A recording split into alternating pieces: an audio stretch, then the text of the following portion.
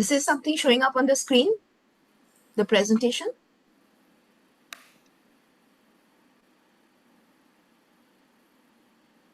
All right. Vidya is there.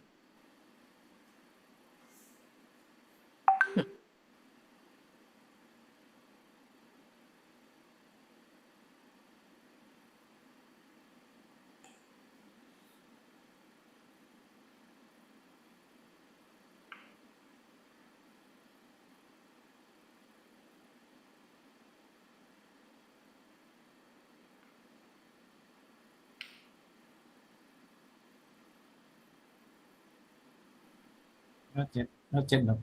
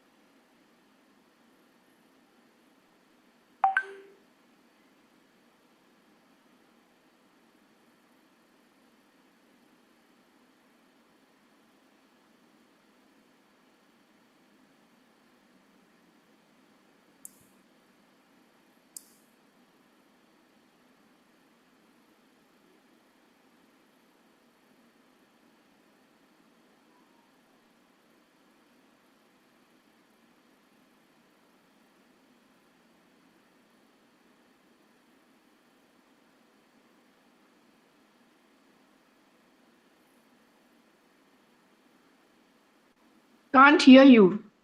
We haven't started yet, huh? Oh, thank you. Just Good morning. waiting for a couple of minutes so that let Right. people join in. Yeah. No worries.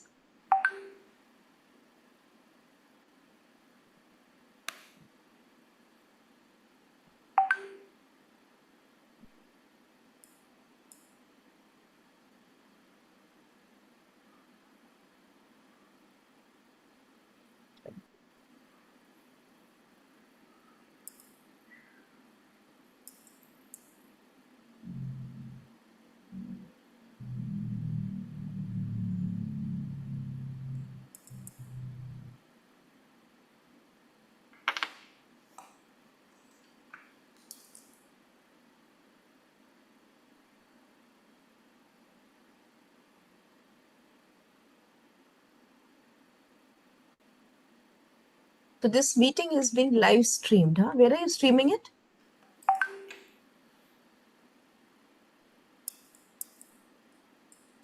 Pak Ferdi, ini di live stream di mana? Di YouTube mana? YouTube FEM. Okay, it's being live streamed to the YouTube of Functional Innovative and Integrative Medicine. I will send the link to you. That is your Indonesian group. Yeah. Okay. And fine. I think we'll start. I like to start on time. Okay. We Should we? start now? Okay. Yeah, but we start the recording. I'll tell Ferdi when you let me just do the hi hellos and then we will start the I recording. think it's already recording. Oh, really?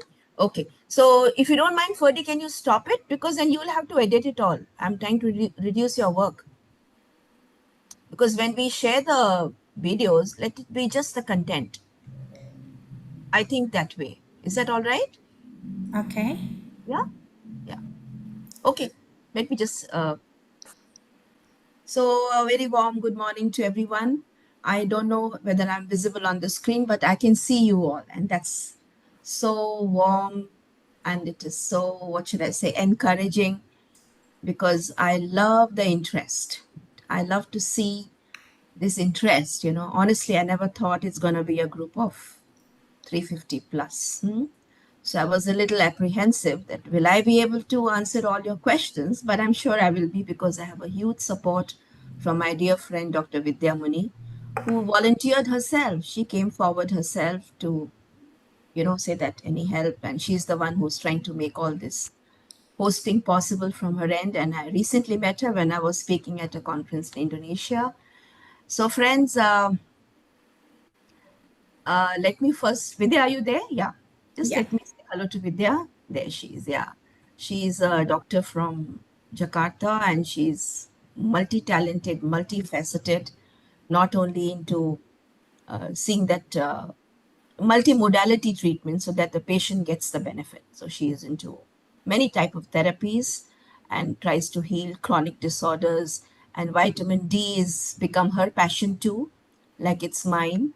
35 years of being in medical practice, and I have converged or I've narrowed down my focus of work because this is where attention is needed.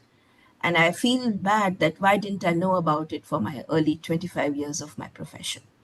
I wish I knew about this potential of this molecule and I could have helped so many more number of people. But it's never too late. It's never, never too late. So, friends, Vidya, thank you so much. Thank you to your team, Dr. Grace. Thank you to Mr. Ferdy, who's taking care of the technology part behind the screen, which is so important. And I can be peace of mind as I talk to you all. So, Vidya, would you like to say something? 2 minutes? Okay, very good morning to Dr. Reno, my dear guru, and all the colleagues from India, Indonesia, and Malaysia. It's very wonderful for the courtesy from Dr. Reno and her passionate in sharing all the knowledge about vitamin D, and let we heal the world with vitamin D. Thank you. Thank you, Dr. Thank Grace. you. Thank you so much. So, once again, warm welcome to you all uh, from not just India. India is a dear country of mine. I just love to see it spread in my country. But I feel so good to see this knowledge, this information going to so many other places and Indonesia, Malaysia. I have my dearest friends there. Dr. Vidya, and I don't know if Dr. Paramjeet has joined. She represents the team from KL, Malaysia. And thanks to Paramjeet, if you're there, and wonderful, wonderful support to see that the good things happen. Are you there, Paramjeet? Yes, I see Dr. Paramjit is here. Paramjeet, hi. Thank you very much. Hi, hi. How are you doing? I'm good. I'm good. Where are you? Okay. I'm here. I'm here. Just a Okay, bit great. on the. Open the camera, Dr. Paramjit. No, no, I'm not going to open my hair. It's in a mess. Okay, no worries. That's okay. So, friends, I think we'll begin. There's lots to share, and I'm sure there are lots of questions to come. I'll try my best to do my best. But if I'm not able to meet everybody's satisfaction, please forgive me because it's not a face to face talk. It's finally online, and we are a big group, but we will try our best. So, somebody says you can't hear. Is that so? You can't hear me, guys? You can hear, right, Yes, Vidya? ma'am. You can Yes, hear yes, me? we can hear. Yeah, yeah. So I think it's some problem on your end, Rachna. Please check on your side. Okay. You can start Friends, to share yeah, screen yeah, yeah. now. Yeah. I'm starting now. Yeah. So I have shared a video with you all which just talks about the basics about vitamin D. So I'm going to quickly run through it in a very different format. Hold on. Yeah.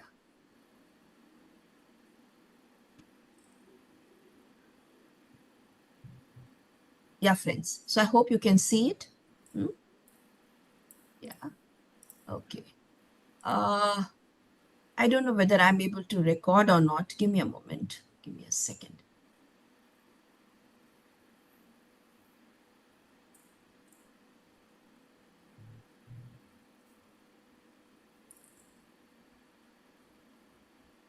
Yeah.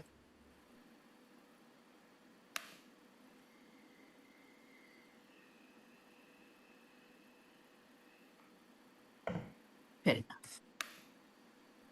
All right. So, friends, let's just go through what this wonderful molecule is and know its functions. But just one point I want to tell you, we will have to see vitamin D from two perspectives. Yeah. One, as a supplement, which we all know to some extent, that yes, it's crucial to supplement vitamin D. That will be, let us say, one compartment in our brain. And there'll be another compartment we're going to create today about vitamin D. And that is about how it can be used to treat autoimmune disorders. Both these compartments will have to be seen differently because the method of handling it will be different. Okay. So whenever you are dealing with a patient, right, you think which compartment? Is it for supplementation or is it for therapy? Right? So with this little preparation of the mind and background, let's go to the first compartment and talk about this wonderful molecule, which is revered from time immemorial, right? And I see sun as the visible form of God. And before we start anything good in our country, we do a prayer, right? It's auspicious. So I pray to God's Son to bless us all so that we can take forward this molecule which represents sun to us in a chemical form and in our day-to-day life. And that is vitamin D. Okay, so let's do a little brushing up. Vitamin D, we don't get ready-made from the sun. You know, it is present in a format in the skin, right? And then the ultraviolet radiation, right, from the sun acts upon it to convert it into the molecule that is called as calciferol. Okay. Then it goes through two levels of conversion in the body, one in the liver and second in the kidney. So in the liver, 1-hydroxy OH gets added to the D and it at the 25th position, hence the name 25-hydroxy vitamin D. Then it comes out and goes to the kidneys, where another hydroxy gets added at the first position. Hence, the product is 1,25-dihydroxy D. Okay, and this is the active form of vitamin D. That's the active molecule, which now moves out into the blood to do its various actions. And the most important action, which we all know it's ingrained so beautifully in our mind, that it's important for the bone health. Because what does the molecule of vitamin D do? Once the molecule is in the blood, it reaches everywhere, obviously, and in the intestines, it promotes absorption of calcium from food. And then this calcium is diverted into our bones to give them a strong structure, and we find that stability of bones in our body. Lack of vitamin D leads to problems like rickets, osteoporosis. This is a basic understanding we've all had and is being still taught in medical schools up to this point. But we have to go beyond that because we are in 2025 and beyond. And the health scene, you know how it's changing. All right, so now rickets and bone health is just like a tip of an iceberg because the major part of the iceberg, the 7/8 part of the iceberg, is all the other diseases where deficiency of vitamin D plays a role. Allergies, not just autoimmune disease, friends, allergy, asthma, cardiovascular issues, metabolic disorders, dental health, pregnancy, childbirth, immunity in our children. You talk about it, cancer, everywhere you need good vitamin D levels to prevent these problems. Why? How? We'll see that very soon. When the vitamin D levels are adequate, we can reduce so many problems, flu, cancer, bone pains, muscle pains, depression. Even depression, vitamin D is a very powerful antidepressant. I feel so sad when I see youngsters coming to my clinic who are taking antidepressants, right? They had some issue, they go to a doctor, antidepressants are prescribed left and right. And we correct their Ds and give them some magnesium and we bring them off the antidepressant and give them the confidence that finally It's not a disease in majority. All right, moving on. Now, let's understand vitamin D is not just a nutrient, friends. One, it's a hormone. Hormone is a chemical that is produced in the body, goes through the blood, right, and does various actions. So we saw how vitamin D was processed and made in the body through liver pathway, kidney pathway, isn't it? And then became the final product that is called as calcitriol. So from that angle, it's a hormone, one's full form, and some words we call it a prohormone. It comes as a prohormone to become a hormone in the body. Now the other functions of vitamin D, which have been studied extensively, documented extensively, and the last 20-25 years have been very transformative about vitamin D. It's the most studied vitamin, the most documented vitamin, and the most taken for granted vitamin because it doesn't need much technology to be given, isn't it? So what are the other functions? As you can see in the screen, it's a powerful immunomodulator. Immunomodulator, okay?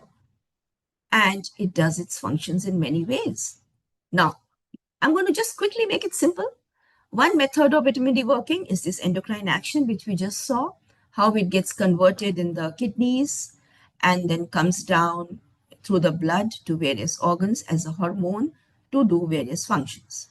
Now, there's a very important second mechanism I want to highlight of vitamin D action, because this is the mechanism which we tap upon to treat autoimmune disorders. Now, what is this?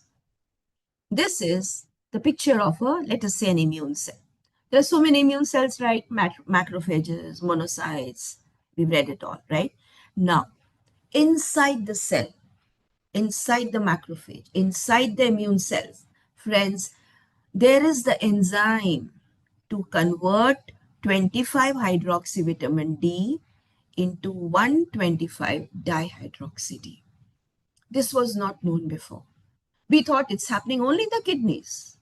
No, it is happening in majority of the cells, and particularly for autoimmune disorders inside the immune cells. There is vitamin D formation. It's not the vitamin D made in the kidneys, coming to the blood, and then entering the immune cells that we are tapping on. We want intracellular, because then you get more vitamin D for action, pure vitamin D made inside the immune cells. And that's possible because nature has given that enzyme to our immune cells, hydroxylase, 1 hydroxylase it's called, because it's putting the hydroxy molecule in the 1 position. Okay, so see 1 alpha hydroxylase. My pointer will go there. 1 second. There you are. 1 alpha hydroxylase. It's inside the cell. Okay, so the 25 hydroxy that is coming from the liver, it's in the blood, it's there going in and getting converted into 125 dihydroxy inside the cell. And then what happens? This ready-made vitamin D, or let us say the intracellularly made vitamin D, it goes to the nucleus of the cell, because second revelation, there are vitamin D receptors present in the nucleus of every cell of the body, not just the bones, okay, not just the intestines. Every cell of the body has VDR, vitamin D receptor. So now this active vitamin D goes to the receptor and does all the transcriptional mechanisms and becomes also a genetic modulator. Now this action of vitamin D, which is happening, being made inside the cell and into the neighboring cells, is called as the autocrine and the paracrine action. This is not endocrine action. So this is a very important part of vitamin D, which has come up now, known to us doctors. Okay, friends? And through this mechanism of autocrine and paracrine action, vitamin D does so many functions. It becomes an immunomodulator. We'll see how. It enhances the endothelial functions in our blood vessels. It's very important for the health of the blood vessels and heart. When the endothelium is healthy, inflammation is not there, plaques will not be made over there. we are focusing the entire cardiovascular health on plaques. But why are they getting made? Because of unhealthy endothelium and inflammation there. Okay, so vitamin D improves endothelial compliance and it's a very powerful anti-inflammatory. We will see that. Then it works on the renin-angiotensin system. I'll not go too much in detail, otherwise we'll miss the practical part of it, okay? Vitamin D suppresses the renin-angiotensin axis, which is one reason of hypertension, okay? So it becomes an antihypertensive by suppressing the hyperactivity of the renin-angiotensin system. Vitamin D promotes secretion of insulin. It promotes cell differentiation and prevents cancer. It's a very powerful epigenetic molecule, okay? And it induces apoptosis to see that cancer doesn't move on. And it reduces blood vessel formation inside the cancer. Tumor-induced angiogenesis, it suppresses that so that the cancer growth cannot get the nutrition to grow. And then, friends, I used the word genetic modulator. This is the third mechanism, okay? Vitamin D influences our genes. It is found to influence more than 2,000 genes. So that's how it becomes an epigenetic factor. I'm sure we know what epigenetics means. There is information in genes, right? But genes could be called as a blueprint, but doesn't mean that we are slaves to that. Our environmental factors decide whether the genes are getting expressed or not. So stress, for example, it can suppress the expression of good genes, the longevity genes. Okay? So, stress is an epigenetic factor. Vitamin D is an epigenetic factor too, a good one. It says that the good genes express themselves, and let us call them the bad genes which get suppressed. It's a very powerful genetic influencer. So, this is the third mechanism of action of vitamin D. So let's recap all this. It's important that what are the extraskeletal actions of vitamin D? Skeletal we know, extraskeletal. It is local intracellular activation of vitamin D by the enzyme 1-alpha hydroxylase, which makes 25 into 125 dihydroxy D, the final product. Then vitamin D receptors are present in all cells.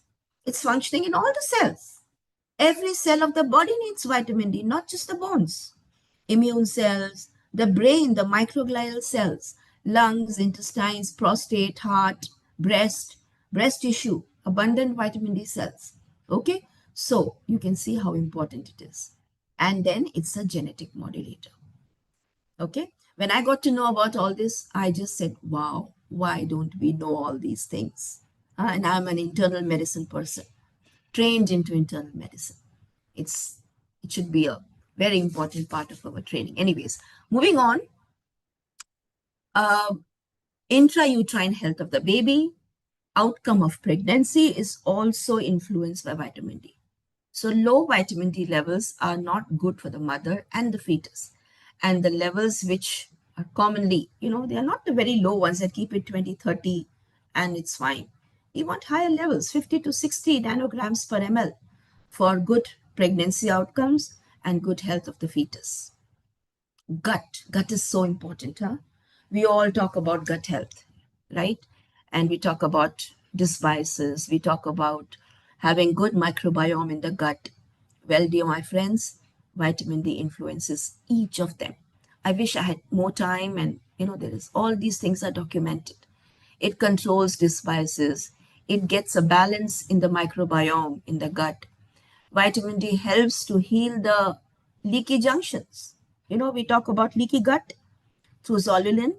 Vitamin D works there to heal and reduce the, let us call it the permeability of the gut and prevent the movement of inflammatory molecules through that. Okay. Plus, it's an anti-inflammatory. Plus, it works on the immune system. Friends, 70% of the immune system is present in the gut. It's called as GALT, gut-associated lymphoid tissue. So if the vitamin D levels are kept good, gut health becomes better. It's not just, and it creates a right balance in the microbiome too, okay? And then, of course, our dear topic of today, immune system. Something which even I used to dread when I was a medical student. It was so theoretical, and which Honestly, I just crammed it up to pass my exam. I didn't know that after so many years, this will be my focus. And then I realized, wow, how beautiful the human body is made by nature. How intelligent our body is with these cells, the chemicals it produce. It's really a miracle. The more we know about the body, the more we realize that there is a power which makes all this happen, controls all this. Anyways, moving on. Immune system. Now, immune system is a system which has to work in balance. It cannot be overactive. It cannot be underactive. There'll be problems. So if an immune system is underactive, we call it immunodeficiency. Means, like for example, the biggest example would be HIV infection, acquired immunodeficiency syndrome called as AIDS, where the immune system is not adequate to deal with foreign attacks by by bacteria, viruses, blah blah blah, and the person lands up with multiple infections. That's immunodeficiency. It happens in cancer patients, very senior people where there is immunodeficiency. Okay, this is one end of the spectrum. Let's move on. We're moving towards the spectrum of problems. Then comes hypersensitivity. The immune system is hyperreactive, right? Something in food, and the immune system will create hives, urticaria, rash, allergies, sneezing, right? That is hypersensitivity. Means we are overreacting. We are overreacting. Okay. Then there is the other end of the spectrum. Now the overreacting immune system gets lost. It gets misdirected. It starts attacking the person itself. My immune system starts attacking me. It is misdirected. It's not supposed to attack me, right? Like when you have a pet in your house, you don't want your pet to attack you, isn't it? You want the pet to only take care of a thief entering the house. But if the pet starts attacking me, it's like a misdirected pet. Immune system too can get misdirected like that and lead to what? Autoimmune disorders. When my immune system is targeting me only, it can attack any part of the body, and that part of body gets inflamed, cells can die, and that is the variety of autoimmune disorders. So this is the spectrum of problems in the immune system. So we want a balance. So we need something to modulate it. We do not want an immunosuppressant. Like there are so many medicines used in conventional practice, which completely suppress the immune system. They are needed temporarily. I'm not saying they are bad.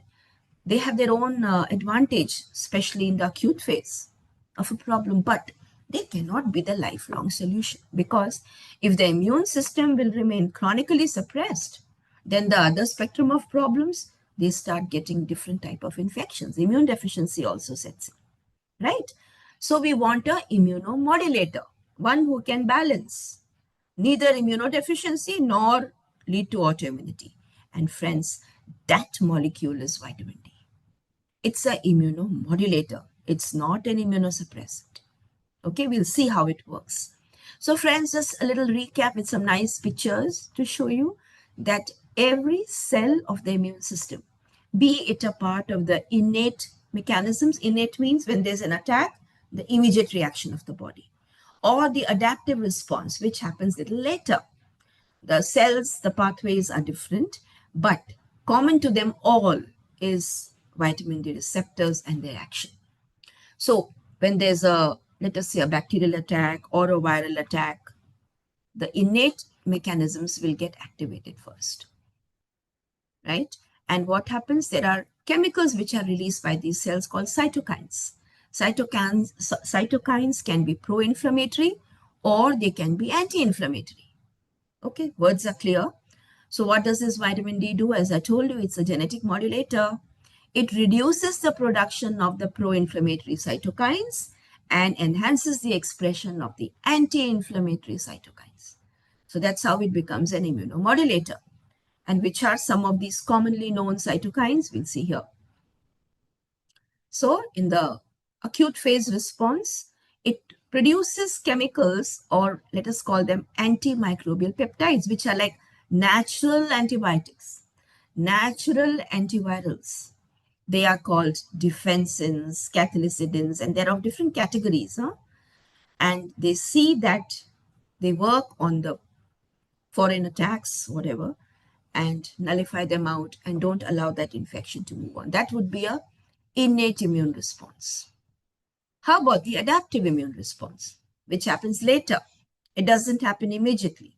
If the irritants, foreign attackers persist, then the adaptive mechanisms take over.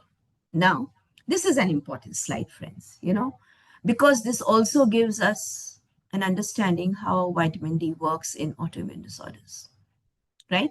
Now, I'll take a little time to make you understand this one, but make it as simple as I can. So now we all know about T cells, B cells, right? T cells are, they can become they can become different type of cells, like T helper cells. You've read about them. Cytotoxic cells. So let's call it a naive T cell. Now it can take grossly 4 formats. It can go towards Th1 mechanisms, Th2 mechanisms, okay, Th17 mechanisms, and it can also do regulation through the T regulatory cell mechanisms. Now, Th1 are the cell-mediated responses which increase the inflammation, cytotoxic reactions. Th2, grossly, are the antibody-mediated ones, means more production of antibodies. Th17 mechanisms they play a predominant role in the genesis of autoimmune disorders, Th17, okay? And the T regulatory cells balance the immune mechanism. We've recently heard about T regulatory cells. The Nobel Prize in medicine has gone for, let us use the word, recognizing T regulatory cells in the immune system. That if T regulatory cells are in order, the immune system works in balance. So you can say that we have pro-inflammatory or inflammation-producing T cells like the Th1 mechanisms and your Th17 cells, which lead to autoimmune disorders. And we have anti-inflammatory mechanism generating cells, which are the T helper cells and the Th2 cells, right? Once again. Sorry for this. Okay. Now, what does vitamin D do? Interesting, huh? It's an immune modulator. And it is a very intelligent molecule. That's why it knows that I have to suppress the inflammatory ones and not suppress the anti-inflammatory ones. And that's what it does. So vitamin D takes the Th1 mechanisms towards Th2, more antibody production, more protection. Okay. And at the same time, it suppresses the Th17. Okay, Th17, the autoimmunity generating mechanisms, and it enhances the T regulatory cells. Friends, this is such an important thing. The Nobel Prize has gone for recognizing T regulatory cells. Vitamin D is a noble molecule which enhances the T regulatory cells. Isn't it amazing to know? In fact, now there are publications, I have those papers too, which have documented that whenever vaccines are given, right? Like, in fact, COVID was a big eye opener for vitamin D. We realized the potentials of vitamin D because of COVID. This was one, let us say, a good outcome of that phase. Otherwise, we were not really knowing what vitamin D could be for the immune system. So the practical thing came out. Let's see. Oh yeah, it did help. Okay. Now, it's found that even people who had good vitamin D levels in their blood, their response to the COVID vaccines was a nice and balanced one, right? So we need vitamin D for a good, balanced response to any vaccine. Otherwise, what can happen? It could just work in a different direction on the immune system and create a hyperactive immune mechanism. So I hope this slide is clear. We'll see it again when we talk about autoimmune diseases, by the way. So, oh yeah, since we spoke about COVID, that's a time when we were scared of ARDS, lungs, and the entire body going into a syndrome where the organs shut down. And high doses of vitamin D given that time have done wonders. I don't want to get into that topic right now, otherwise we'll miss that. And how did it work to prevent ARDS? By suppressing the renin-angiotensin mechanism, which I mentioned earlier as a antihypertensive mechanism. Okay, so now this axis of renin-angiotensin system leads to production of a molecule called angiotensin 2, which is a vasoconstrictor, hence leads to hypertension, and angiotensin 2 is inflammatory. When this molecule is in a big number, more inflammatory cytokines are flooding the blood. So what did our dear vitamin D do? As a genetic modulator, it reduced the production of the enzyme called renin. So if renin is not there, angiotensinogen 2 will not get converted further into finally angiotensin 2. So as a genetic modulator, this is a function, it helped control ARDS by reducing the production of renin. You know, in Hindi we have a saying, na rahega baas, na bajegi bansuri. Neither will there be the reason and neither will the cause or the reason will not happen. So friends, finally, we can see that vitamin D is needed in every cell of the body, right? And in 2025 and beyond, it is needed to have health and prevent problems of almost every organ of the body. We talk about lifestyle, isn't it? We say lifestyle is what? Eat healthy, exercise, sleep well, right? All these things are definitely a part of lifestyle, but vitamin D is also a lifestyle factor. It's not a medicine, it's an actual thing which we all need, and need it not just around us, but inside us. We want it inside us. And it's a very important factor to be taken care of for a completely holistic good health, right? And so we can say that in today's time, vitamin D is not an optional supplement that, okay, I will take it if I feel the need or if I get a symptom. It's not an optional supplement. It is a non-negotiable cellular necessity because it supports, and we see it practically. I have honestly, friends, transformed after seeing the potentials of vitamin D. It has changed my understanding of health, medicine, internal medicine, and dealing with patients. It has really transformed. And it's not just because I'm emotionally fond of this molecule, it is scientific. There are all the pathways are clear. Everything is known. Only thing we have to realize its importance. And I know there are factors which come in mind that it's toxic and all. We'll talk about it very soon. So before I change to the next presentation about the dose, how much to take for compartment number 1, okay? I would like to say that in today's time, we have 3 options. Let us put it like that, okay? In today's time, how do we live as far as vitamin D is concerned? We may think, one, that, okay, I'm in a tropical country, there's so much of sunlight around me, and my vitamin D levels are good. Please, friends, don't be in that fantasy world, okay? Vitamin D, fortunately, is a molecule that you can check with a blood test. Please check it. You want a proof? No? Check it. If you've never checked for yourself, please check it, okay? 99% are low in vitamin D. It was 80% before, 90%, 95%. Now it is 98 to 99%. It's a bigger pandemic, much before COVID came. Okay, pandemic of vitamin D deficiency. So we may think that, oh my, I'm in a tropical country. Check it. We've done it. We've adopted few villages. We've checked it for farmers who are in the field whole day. They are also low in vitamin D. Okay. So thinking that I run in the morning, I'm in the sun, I walk, it may not be the solution. Okay. 2, people think food. Food, you'll realize, I'll show you, it's not the source of vitamin D. So we have the option of taking a supplement. Because the third thing, if you don't take supplement, we will need more medicines.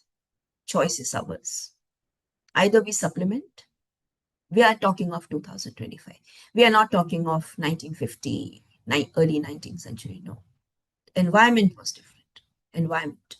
We have created a mess everywhere. So we have to pay a price, right?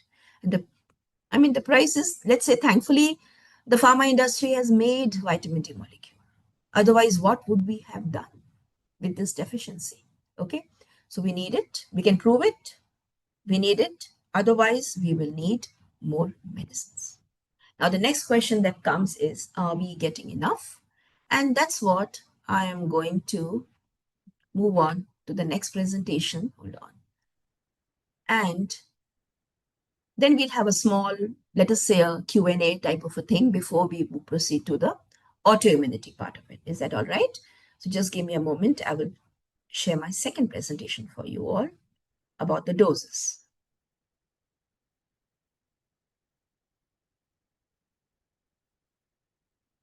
There we are. So the question is how to decide, how to deal with this pandemic, how to deal with this, what should I say, a problem which is affecting the entire health industry, the entire health system. But we take it for granted, unfortunately. Okay, my dear friends, just to make you aware that even amongst medical and paramedical staff, there was a study done. Can you believe it? 88% were found to be low in vitamin D. The levels were below 14 nanogram per ml. And this is how the scene of vitamin D has moved on, right? In early 80s, we used to find levels of 50 nanogram per ml. That's one unit in which you get a vitamin D report, nanogram per ml. So we used to get reports of 50 plus early 19th century, let's put it like that. And then there has been a decline, overall decline in the values of vitamin D in reports. Well, this slide just shows up to 2010. What is the scene now? You all know. We see levels of less than 10, very common, less than 10 nanogram per ml. Less than 20, though it's always been there for a longer time, less than 10. And see this? Just sharing with you the picture of some of my patients, only their reports, less than 3, less than 10. Yeah. And I just wanted to highlight here, see how it, I've got this change, by the way, from this lab. Okay. They mentioned toxicity possible above 80. I showed them the norms, and thankfully they have changed in the new prescriptions now of theirs. Otherwise, what we can't blame the patients if they see such reports. They will think that, oh my God, above 80 is toxic, which it is not. My dear friends, right now, my D level must be around 120. Whenever I check, I try to keep it around 1. I'm not toxic. If I tell you, I'm much more healthier than what I was otherwise, okay? And now this slide I want to show. Now here the report is 24. The patient thinks I'm fine because, you know why they think they are fine? Because many labs still say that 20 is optimal levels between 20 to 50. Okay, you're fine. But in this one, if you see, the unit is different. It is nanomole. Nanomole is not equal to nanograms, obviously. So what is the conversion? When you see a report in nanomole, please divide it by 2.5. And that will take you to the commonly used terminology or commonly used unit of nanograms.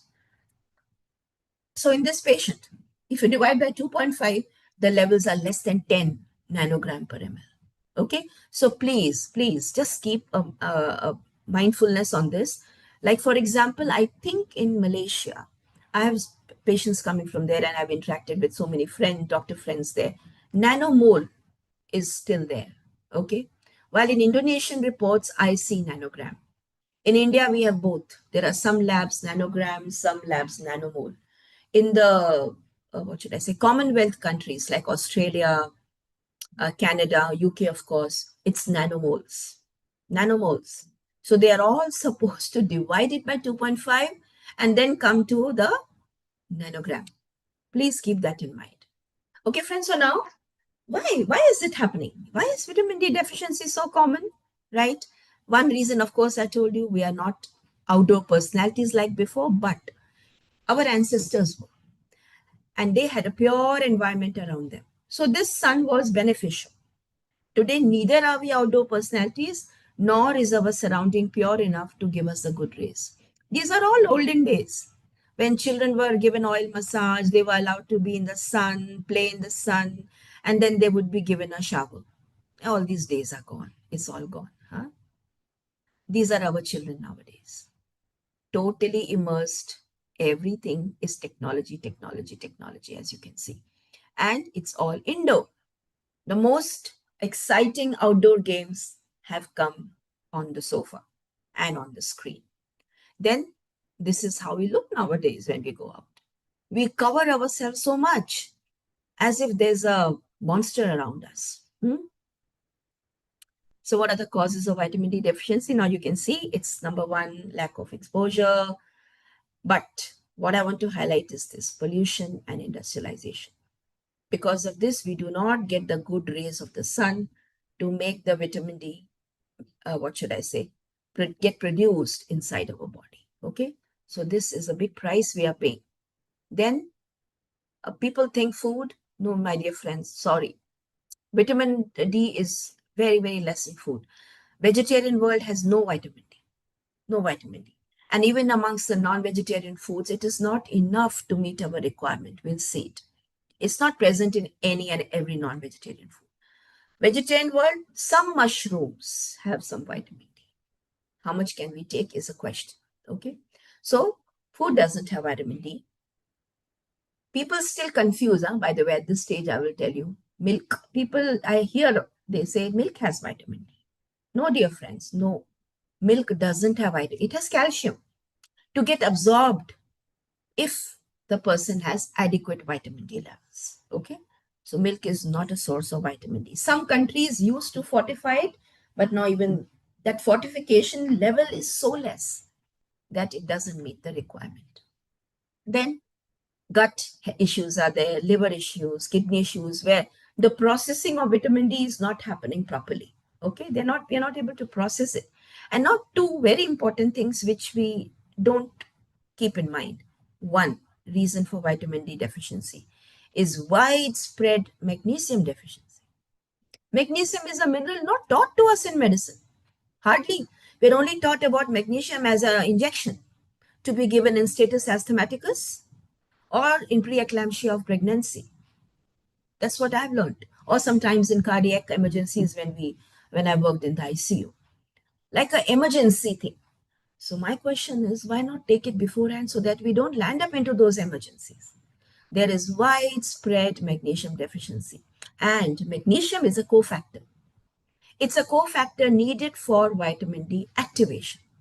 Like in the government, a prime minister, president cannot work without the help and support of his immediate secretary or whatever. Okay, same thing here. It is an important friend to vitamin D. So because there is magnesium deficiency, vitamin D processing does not happen adequately. And then friends, here, genetic polymorphisms in VDR, the vitamin D receptor, which I just showed you, the VDR receptor. You know the genes. I told you it's a genetic modulator. Now there are genes for the VDR2. There are genetic polymorphisms there also. We've heard about SNPs, SNP, single nucleotide polymorphism, means if the sequence of the amino acid of a gene changes, the genetic expression changes. And this is what is genetic polymorphisms, which are increasing. Once again, because of stress, because of toxins, because of pollution, because of the electromagnetic waves around us, there are more genetic polymorphisms than before. So if genetic polymorphism occurs in the VDR, the receptor, vitamin D is not going to work. Okay, so these are some of the common reasons why vitamin D deficiency has become so common. Now, just see many of our, books and many of the labs are still following the recommendations that were made way back about vitamin D by the Institute of Medicine. It said only 20 nanogram per ml in the blood is enough. Some labs are still following it, right? And to get this 20 nanogram, we need hardly 600 or 800 international units of vitamin D per day, the RDA, the recommended daily allowance. 600 to 800 IUs per day, right? Still being followed. Many people, like, I get messages from so many doctors now that I'm giving vitamin D, but not happening. So my first question is, how much? Because you can give vitamin D from 600 IU to 60,000 IU.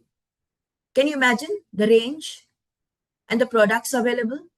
600 to 60,000 to 6 lakh, the injectable form. What are you giving? How much are you giving? Since how long? So without telling me all that, I cannot help you, because this is the problem. This is a problem which we have to deal with only with knowledge and understanding. So now what did IOM say? That, all right, this much dose is enough. And more than 50 nanogram level in the blood can produce toxicity. And now today, this 50 is the minimum required. Minimum required. Can you believe the change? Okay. Well, so this finally in the past, which was recommended by the IOM, was taken by the various bodies who decide the outcome and things, and it was followed worldwide. And then, of course, there were analysis, there were papers that came, right? This was in 2011, that why the IOM recommendations are deficient, right? The entire explanation is there. And finally, one of the points they brought out was that you need at least 40. That's what they said in 2011. At least 40 to prevent even fracture.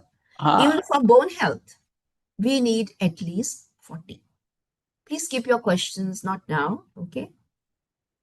Then, once the extra skeletal role of vitamin D came in picture, the Endocrine Society, it came up with its recommendations, which were a little more liberal than the Institute of Medicine recommendations. And what were they?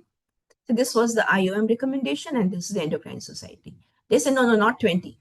30 is minimum. And the normal range is between 30 to 100. 30 to 100. So that 50 was crossed and 30 to 100, because honestly, for all these extra skeletal actions of vitamin D, we need more. So this was great, 30 to 100. And they set up that, toxicity. It's not easy to happen below 150. So these norms were changing. See that? So I've highlighted this point in the paper. Where is my marker? There. The Endocrine Society is saying that more than 150, okay, for thinking about possible toxic, even 150. We'll see, is it really toxic? We'll come to it now. Okay, so now, just to let you know that our ancestors who were, let us say, outdoor personalities, working in the sun and being outside, what their levels were. Can you believe it? Their blood levels of vitamin D used to be around 70 to 80 nanogram per ml. Interesting, huh? That was their normal blood level. And you'll agree that diseases have gone up now. They were not that much before. The chronic, I'm using the word chronic diseases. This is a nice one, that even to prevent cancer, the vitamin D levels needed are 60 to 80 nanogram per ml in blood. Sad part is, this is not checked most of the time. And it is either checked when the cancer has already set in. It has already set in. This is the preventive dose, that if we keep the level 60 to 80, we can prevent, reduce, or let us say, reduce the risk of cancer. My dear friends, it's very, very interesting. So it was acknowledged in publications that a big vitamin D mistake has been made, right? And now this article says that 20 nanogram, suboptimal. 40 is minimum. And to get this 40 nanogram per ml in blood, we need to take how much? At least 9,000 international units per day, not 600 to 800. So at least it went up by 10 times. Let us say 10 times. And this is what we do when we prescribe the 60,000 in India. In India, we get a product which has 60,000 international units, and it is commonly given once a week. So when it's taken once a week, the average daily intake is around 9,000, okay? Then came the COVID time, right? So from 20 to minimum 40, and now the COVID time opened our eyes, and we see that the minimum requirement is 50 to 60 nanogram per ml, right? So see how the things have changed. It's moving on, and science always moves on, isn't it? So now we can see that as the vitamin D levels go up, it is seen that the incidence of majority of the diseases comes down. including cancers, including, let's say, multiple sclerosis, right? Heart attacks, hypertension, tuberculosis, low birth weight. The incidence comes down as the vitamin D levels in the blood go up. So let's check it, my dear friends, check it. So now, blood levels, we can see Endocrine Society, there are different councils. There's another one called as Vitamin D Council. They gave that sufficiency 40 to 80, at least we need based on these papers. So there is plus minus here and there with different organizations, but the point is the requirement, daily requirement is more than what we can normally think of. Okay, so these are the norms by the Vitamin D Council, the norms which I just mentioned of the Endocrine Society, and still the labs give this on the site. Look, so obviously the patients are going to get worried and scared. So we medical community have to see it, from the today's angle.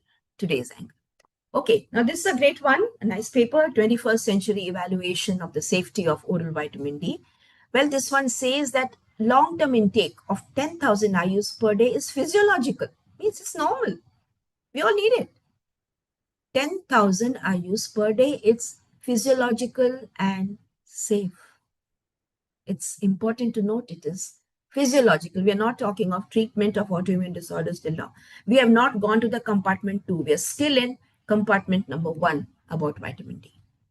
Sorry. Then this is standards given by the European authorities.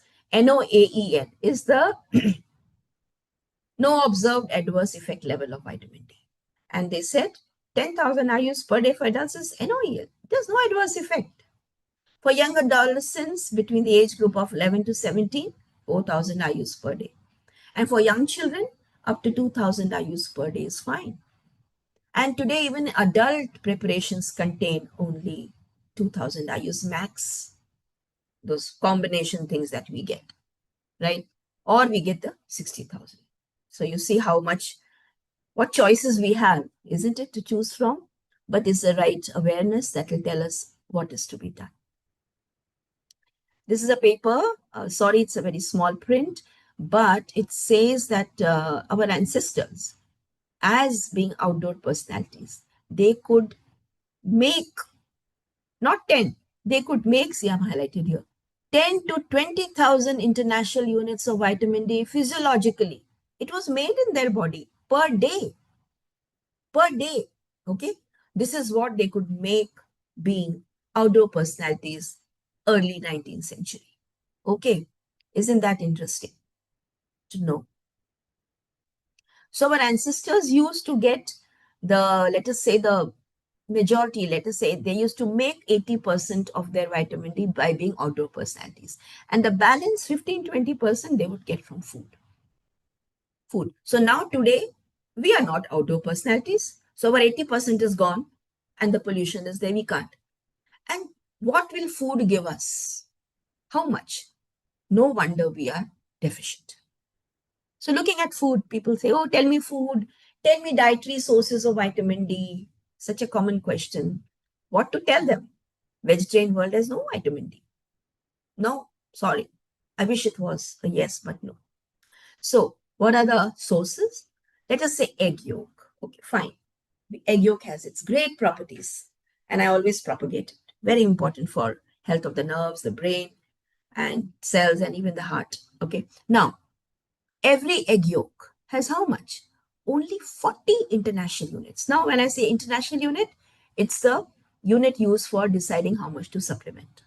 40, only 40. So today, if I want, let us say even 4,000 IUs, I will have to take 10 egg yolks every day.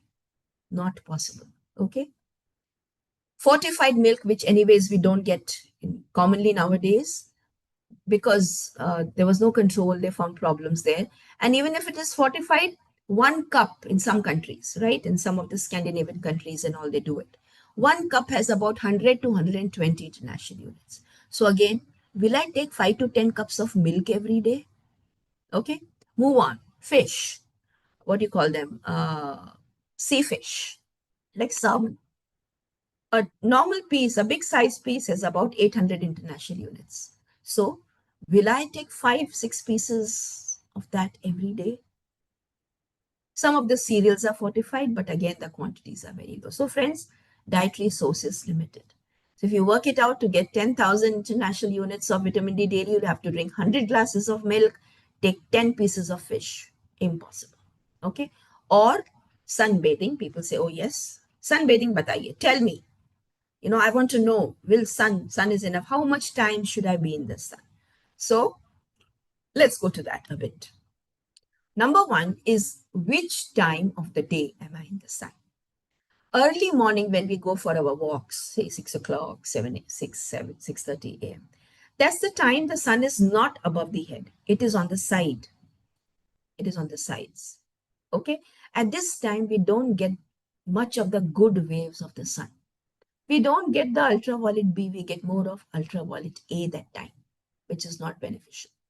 It's only when the sun is above, we say on the horizon means above the head. Daytime, peak time, that's the time we get more of the good rays. Okay. And how much exposure? There you are.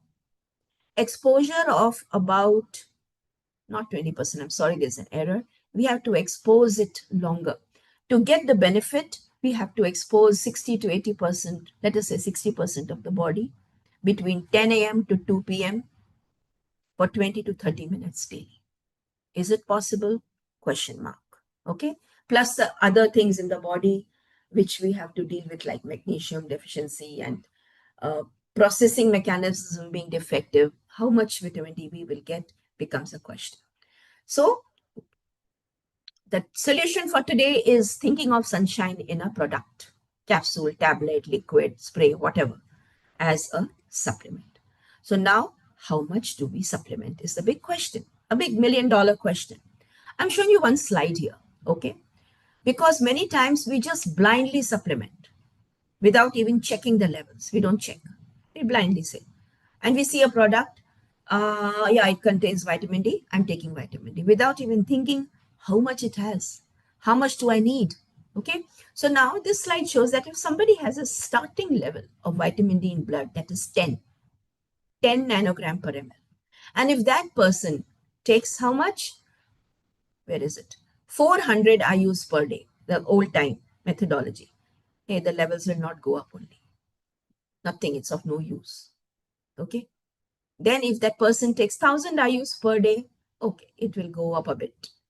If that person takes 2,000 IUs per day, it will take 6 months to reach from 10 to 30. If that person is taking, let us say, 5,000 IUs per day, then after 7 to 8 months, maybe more, 12 months, a year or so, it will reach 50 nanogram per ml if it's taken every day. So we can see that point here is starting point is important. Starting point.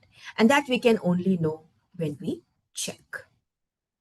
Please don't do markings on the screen, whoever is doing it. Yeah. And then, of course, there are so many other factors which decide how much dose we have to give. For example, obesity. Now, if somebody is obese, the requirement of vitamin D is more than what is commonly recommended, because vitamin D is a fat soluble vitamin and it goes and gets sequestered inside the fat cells. So the requirement is more, 2 to 3 times in obese individuals. Okay. Then older age, the more senior we become, the processing mechanisms in the body also get affected. So the requirement goes up. Many people think that seniors don't need vitamin D. No, they need it. They definitely, everybody needs it. Do we ever say that X category of people don't need food? Don't we eat food every day? Vitamin D is food, my dear friends. It is cellular nutrition so that our cellular mechanisms work in order. It's all internal medicine. Okay? It's all internal medicine. How to correct cellular mechanisms. Then third category, ethnic groups. People who have darker skins, they need to supplement more because the production mechanisms get stunted. Now I'm going to share with you something very interesting. This is a book by one Dr. Zaidi. He's written lots on vitamin D. You can read his book also. Very nice book it is. Maybe tomorrow, if I have time, I'll show you the cover pages of those books or post it on the group. So he says that grossly, it's a gross one. If somebody has less than 10 vitamin D levels, give 15,000 IUs per day.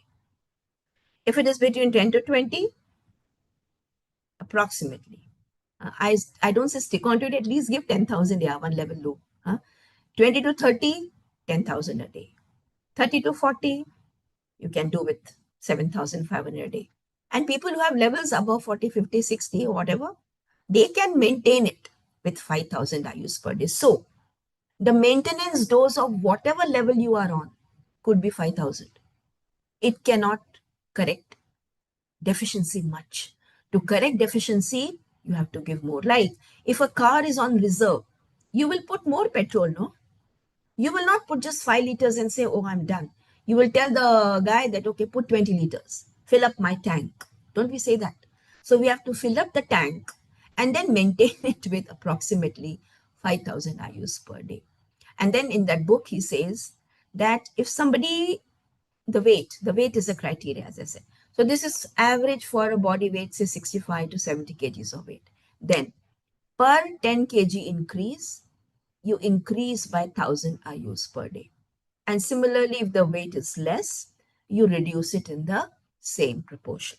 So this is a rough guideline you can use to think of what dose to supplement, right? There's another way, I'll tell you. So to concise this slide, if the let me make it even more simple. If the levels are less than 40, no harm taking 10,000 IUs per day, at least for 3 months.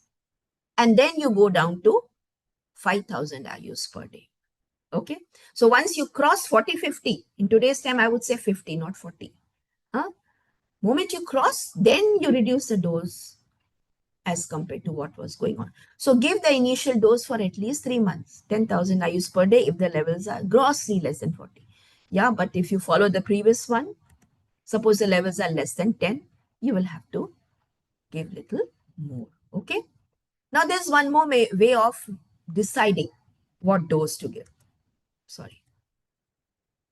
Body weight wise. This is by Dr. Coimbra. He's my guru, my teacher. I shared with you one of his clippings, videos. I've learned so much from him. And I owe all this to him. All this confidence, all this, whatever pathway I'm following now for my patients, fearlessly. Fearlessly is the word, is because of him and divine guidance. That is always there. So now, my dear friends, body weight wise, 200 IU per kg body weight per day. We are talking of compartment number 1. So if today I am 50 kg, okay, by weight, into 200, we'll make it how much? 10,000 IUs per day. You got it? So you work it by body weight. At least for the first 3 months, keep it 200 IUs, and then later, depending upon the weight of the person, you can, best is you check the levels, right? You can reduce the dose to 150, even 100 if you think so. If the patient is very thin, you can keep it 100 IUs per kg body weight per day maintenance.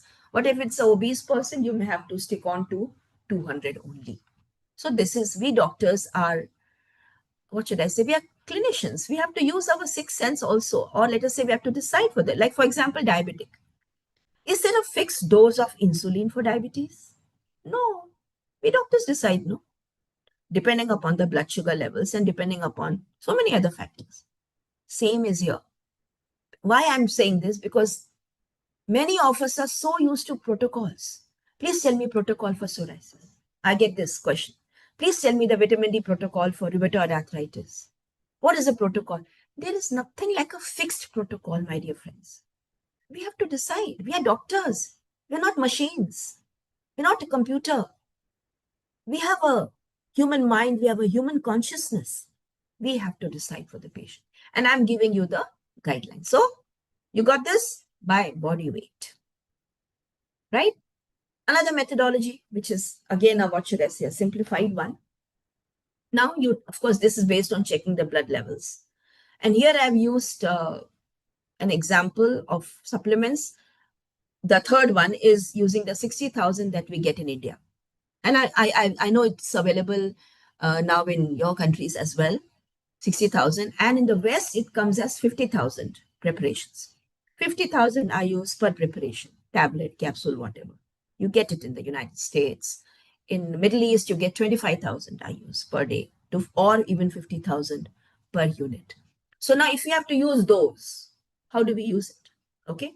So now if here we have somebody with very low vitamin D, say 10 to 20 nanogram per ml, or a person, another way is clinical. You've not taken any vitamin D for 6 months. All right. It means your levels are very low because it is getting used by the body. So we give a loading dose. It's also called as the vitamin D hammer dose. It was called as hammer dose to deal with early flu, swine flu. Just give a high dose 3-4 days and you abort the flu. That's how the name was given, hammer dose in the West. So we give that loading dose of 60,000 or 50,000, whichever country you're from, daily for not just 5 to 7, I now would make it 5 to 10 days, depending upon the weight and levels. Give it daily. Load it. You need it. In India, we have an injection, 6 lakh international units.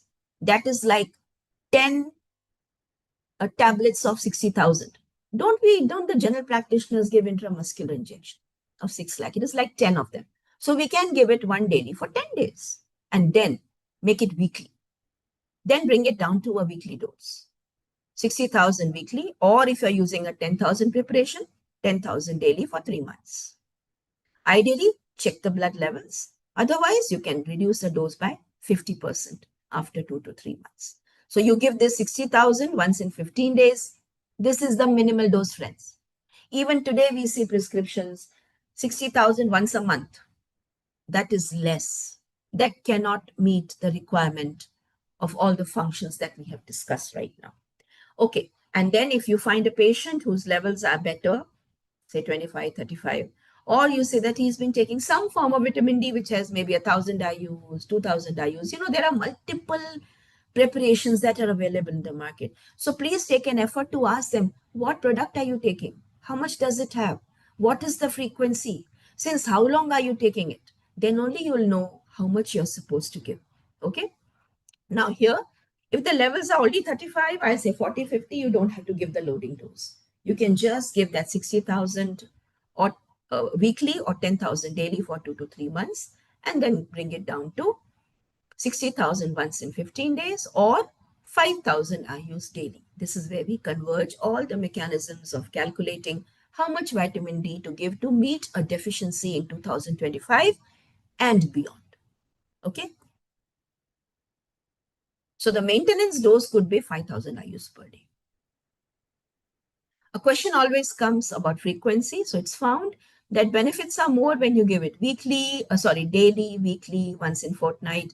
And as you space it out too much, like there are some people who like to take the injection once in 2 months, once in 3 months, 6, like there are people.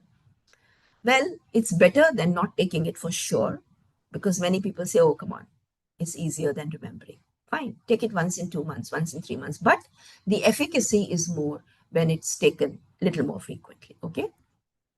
Preparations matter because the vitamin D preparations you can get in a tablet form, in a powder form, in an oil form. Nowadays, we get those, nanotechnology drops, like products come in one small bottle, 5 ml bottle having 60,000. It's here in front of me. There, small bottle. And this has got 60,000 international units of vitamin D. So point is they are there, but which is better? Now, since vitamin D, is a fat soluble vitamin, okay? So the tablets and the powders are found to be less effective, but it doesn't mean they're not effective, okay? If cost is a factor, right? Because they're cheaper. The powder, the sachets that you get are cheaper. Let that go. Don't say no, because if a person cannot afford the nano, he or she will not take it. It's not worth it. They have to take it. So how do you make it more effective? Tell them that, okay, this sachet that you're taking, take it with 1 spoon of oil, coconut oil, or whatever cooking oil you use. All cooking oils are not palatable. So they can just take some form of fat, 1 spoon with that, and the absorption will get better. Definitely. That is one way out. Otherwise, the other preparations are the oil-based ones, which have better absorption. The nanotechnology ones are also nice. Very good absorption, especially those with people with sensitive guts. The nanotechnologies work better. They don't give any digestive issues after taking vitamin D. Okay. Then nowadays sprays are there. Well, they get sublingually absorbed. They claim that they work well, but I somehow don't prescribe them because they're expensive. Cost is a factor. And my aim is that everybody should take it. So I don't. And then you'll realize, because I deal with compartment 2 more, patients with autoimmune diseases. They will finish the spray bottle in one day, many times with the doses. Not worth it. So that's my take, but it's up to you. Then, of course, I told you injectable, which is given IM. I have seen doctors giving vitamin D IV in prescriptions I've seen. Please, please don't do that. Injection intramuscular, it's a oil-based injection. It's an oil. If you break that ampule of injection, you will see it's an oil. It's given intramuscularly. Okay. And then, yes, the last one, this emerged more during COVID time. And there are papers published already that even the content of that injection, if you take it orally, it works. It gets absorbed from, it's a fat goes inside, gets absorbed and works. And this is what has been done during COVID time. I remember, oh my God, how many calls used to get of patients who were in the hospital, in the ICU, the relatives calling, what to do, how to give vitamin D. They would read, so they would call. I would say, just take this ampule, break the content, mix it in the food, give it through Riles tube if there are on it, let it go inside. So we have used this 6 lakh IUs orally, twice a week, thrice a week in patients. And honestly, friends, not published, but patients have really recovered. Yeah, it has worked. High dose. See, even if they get toxicity in case. Now, it never happened, by the way. We can manage it, but you can save the life. That was the aim that time when people were dying. Nobody got to. In fact, we had a patient whose vitamin D levels were checked with the injection, and the consumption of vitamin D was so high that time because one had to meet that so-called cytokine storm to prevent or to treat the ARDS. The requirement of vitamin D was so high. The levels were not really going up very high, despite taking it in super high doses, because the body was consuming it. So point is, this is one another way of taking vitamin D. So finally, friends, let's concise this compartment number 1 information. Vitamin D deficiency is a global pandemic. When checked first time without any supplementation, very low vitamin D levels are found in majority. The levels are between 3 to 20 nanograms per ml. Nobody has been found with the minimal desired level of, let us say, 40 to 50 nanogram per ml unless taking some supplement. It doesn't happen naturally. We lose nothing, friends, by improving the global vitamin D status because food doesn't have it. And as doctors, these are the words of my teacher, Dr. Coimbra, correcting a deficiency is our duty, responsibility, and obligation. And he says it very boldly that if you're not doing it, it is medical negligence. Not correcting. It's like somebody is starving and you don't give food. Somebody having hypoglycemia and you don't give glucose. It is something like that. It's our responsibility. It's our duty and an obligation because it is the most important vitamin. I have no bias against other vitamins. We value them, we give them. But vitamin D, honestly, friends, it's an umbrella vitamin. The functions it can do, it's much more. And it's cheap. It's easy to give. You can take it orally. You don't have to go and take. And then it's better tolerated than so many other vitamins in high doses. Okay, it's very well tolerated. It takes care of the gut. It's also an antioxidant. It's anti-inflammatory. Yeah, what more we want? It's anti-aging. I forgot to mention. Oh my God, vitamin D has been found to even work on the telomere length in the chromosomes. It's anti-aging. It's very important for the health of the skin, not just to treat psoriasis and pigmentation, but to make it look young. Anti-wrinkle technology, vitamin D. So it has so many things to do. So finally, the message from Dr. Coimbra: correction of any deficiency is an obligation, not a favor, and will not cause side effects since one is just normalizing a biological parameter. That's what he says. Okay, let me complete. How many deaths will occur each day waiting for an attitude or at least an alert, some kind of guidance? So point is, we need to supplement because less vitamin D from sun, less tea in food, Less T in body, the outcome is simply more diseases and more chronic diseases, which have really gone up. Not just autoimmunity, degenerative diseases. How many? What a rise. I'm sure you cancers, it's going up. And D is for defense. High time to focus on this defense mechanism, and it's going to work to the advantage of all friends. Okay, so there we are. Halfway. Okay, so I'm sure you must be having some questions, and Vidya has been so kind to look at those questions. Vidya, would you like to ask some questions on behalf of them at this stage before we move on to autoimmunity? Please go on. Thank you for your appreciations. Huh? Thank you, Anjali. Yeah, go ahead, Vidya. Thank you so much, Dr. Renu, for very wonderful presentation.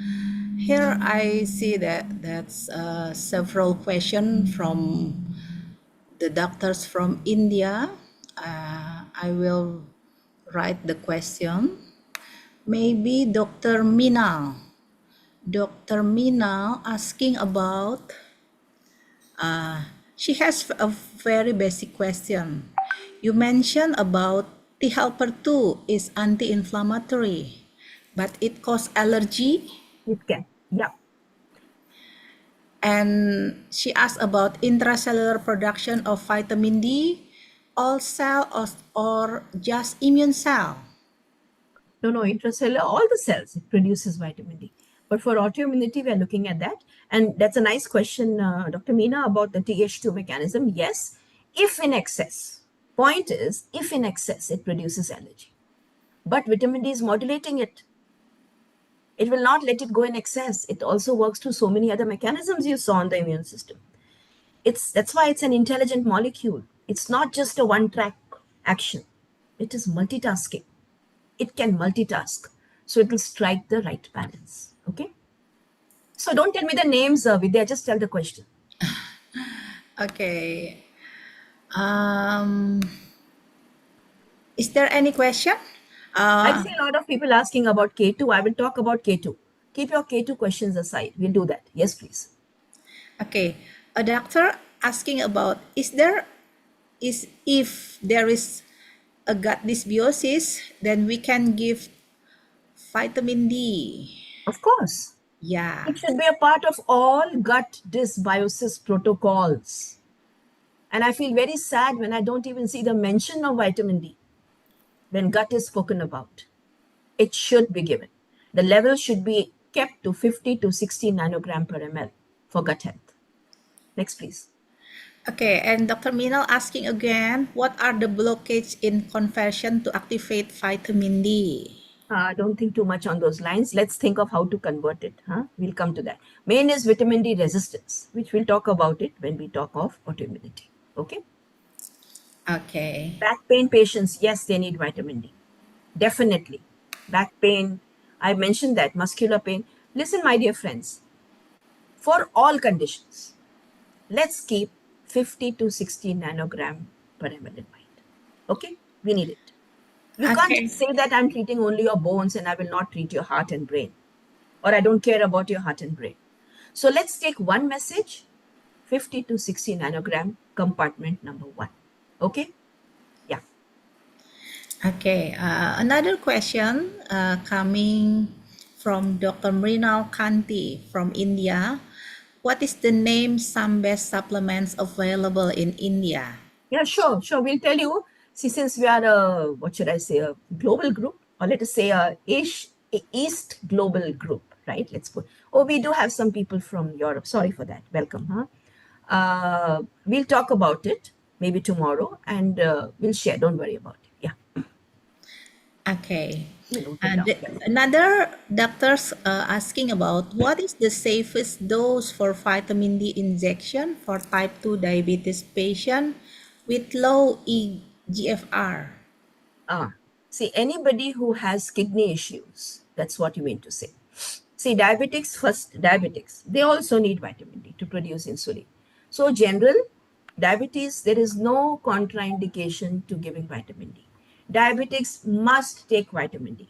Hypertensives must take vitamin D. And please note, even kidney patients, they are given calcitrol by nephrologist. They also need vitamin D. They also need it. Okay. Only thing is, now if somebody has end stage kidney disease, let us say a very poor GFR, then you have to reduce the dose of everything that you give. You reduce the dose of insulin also, don't you? Because the clearing is poor. So I think it should be all guided by the levels. And in kidney patients, calcium. We don't want them to get hypercalcemia because that is bad for the kidneys. You will know more about it when we talk about autoimmune disorders because we use high doses there. Okay, so let it be monitored by blood levels, number one. And if there is kidney problem, you have to reduce the dose. For sure, like you reduce the dose of everything else. Okay, thank you, Dr. Renu. Another doctor asking, my son has severe asthma. Let's keep these personal things aside. I would appreciate, I am all my good wishes for your son. Even for your son, give vitamin D. Give vitamin D. Go by the body weight. If you don't, suppose your son is 4 years old, I'm sure you don't want him to be pricked. Okay, fine. Go by the body weight funda. I've shared it with you. Give him 200 IUs per kg body weight per day vitamin D. Simple. You can do that. It is safe. Your son will do well. Okay? Yeah. Okay, and for a vitamin D deficiency person, which one could be the best, taking the vitamin D orally or intramuscularly? It's a mindset. It's a mindset. Some people don't see benefit till they are pricked. Okay? Prick them. But know the frequency of pricking. There are some people who are preferably, they like to take daily because they like to have a disciplined life. Give them daily. Some people say, oh, once a week is okay. Fine. Give them the weekly or once in 15 days protocol. But give. Point is give. Okay? Decide the dose and frequency based on all that we have discussed it now. Okay? Okay, another doctor asking, which is the best dose, 10K daily or 60K weekly after loading? Which key what? With what? With 10K, 10,000 IU daily or 60,000 IU weekly after daily. loading? Both are okay. Both are good. They're found Yeah, to be equally good. No problem. yeah, no problem. 20 IUs per day, somebody's writing. Only maintenance for children. It's less, my dear. 20 to 200 IUs per day is less. Okay, it's less. How fast will it correct? 6 lakh injectable. Somebody's asking. Good question. Intramuscular. So if you give intramuscular, it takes time. It doesn't go up immediately. It is found to show the peak after 15 days, approximately. Depends upon the various factors. After about 15 days. And then, of course, it goes up and then it wanes down over the next 2 months or so. Okay, doctor. 2,000 IUs per day in kids is less, Dr. Mandeep. Okay? The question there. Okay, another question. Any specific food or nutraceutical like magnesium that potentiate or interfere with vitamin D receptor function? Magnesium enhances, zinc enhances. So that's what is the role of all these multivitamins. Selenium is all these. So a multivitamin is always good, but the point is many times I have seen big prescriptions being given to patient, and the main thing gets missed in that. So let's keep the umbrella in mind, correct the vitamin D. And you can, of course, add all these. We are right now talking of compartment 1. Compartment 2, it's a must to give all these supplements along with it. It's a must because we are using high doses of vitamin D. Here, at least start with vitamin D, friends. I beg before you. You will change the health of your patients only with vitamin D. K2, yes, K2 people have asked. It is K2 is K27 for those who may not be aware. It's a vitamin which regulates calcium mechanisms. Okay. It says that the calcium goes to the right places. It will not allow the calcium in the blood to go to the heart or the kidneys. It will take it to the bones. That is K27. So it has been really spoken of a lot more in the West. And they, they say you take K2 and you will not get vitamin D toxicity. That is wrong. Okay. Number one, vitamin D is not toxic in general. Rarely, not at all. I've not seen it. So many years and I'm using super high doses. Okay. It's hypercalcemia that is toxic. So we prevent that in patients. And you can give any amount of vitamin D to correct their immune mechanisms. We are coming to that very soon. So, to prevent hypercalcemia, yes, you can add K2, but even Dr. Coimbra says for general supplementation, compartment number 1, K2 is not a must. Because if you will not get K2, you will not take vitamin D. And that's wrong. That's wrong. In India, we don't get pure K2. We don't get it. Such a big country. It is now coming in combination with vitamin D. But then many products have very less vitamin D and more importance given to K2. So the vitamin D level is not met, but K2 is being given. You understand? So K2, keep it for compartment number 2. For you and me, general purpose, we don't need K2. Even Dr. Coimbra says that. Okay? It is, what should I say, overrated for general purpose. And these are all, you know what the marketing and all these things are. You understand all that. Okay? So, Okay. should we move on to the second section of autoimmunity? I think I'll give a break, bio break of 5 minutes to everyone. Okay. Okay. Is that Okay. okay with you, or there's any other question? Please ask. I have no problem. Okay. I I can think. keep answering. I can keep talking. Eternity. Okay. Yeah. I think it's okay that we can continue. Uh, this one question asking about, is it true the higher dose causes calcification of vascular system? Is it No, me? Yeah. no. Vitamin D cannot cause if you restrict the calcium. The problem is calcium also is overrated as a supplement. We overgive calcium as doctors, right? We don't even give magnesium orally. How many of us doctors are trained into the value of magnesium, the importance of magnesium? So calcium is overrated, magnesium is underrated in the medical world. Okay, magnesium prevents calcium deposits.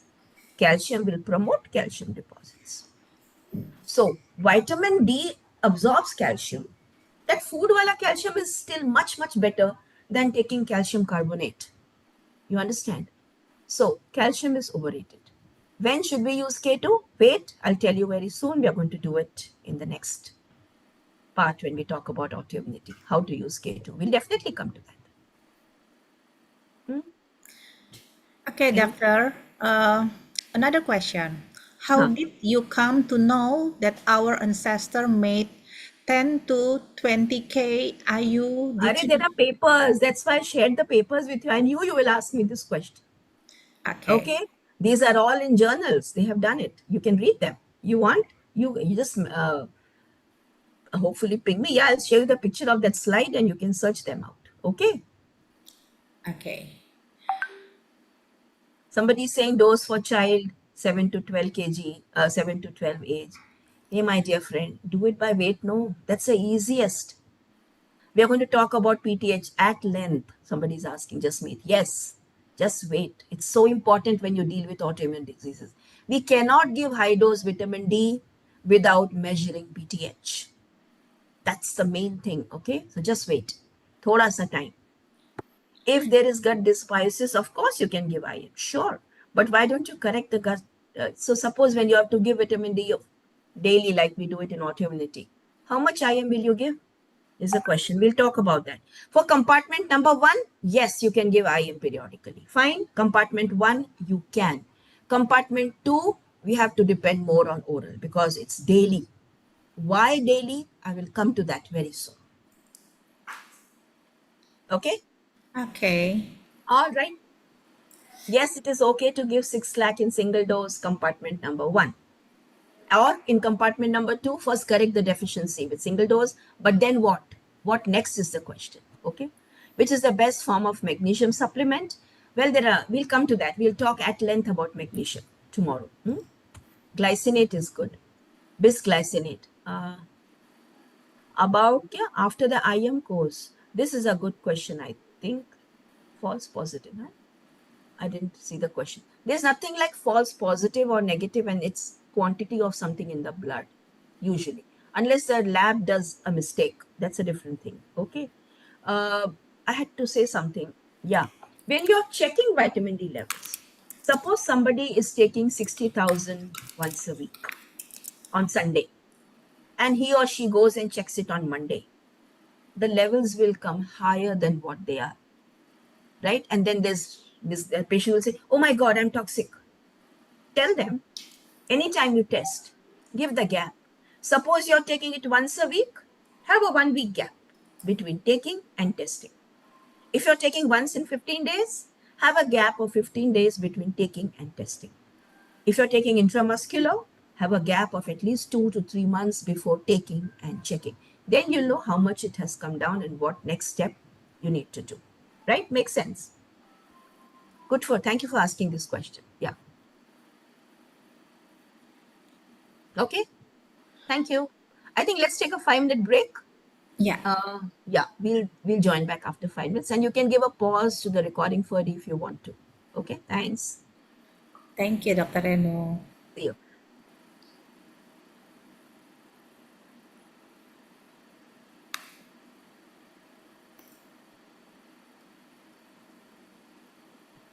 I'll come back in 5 minutes.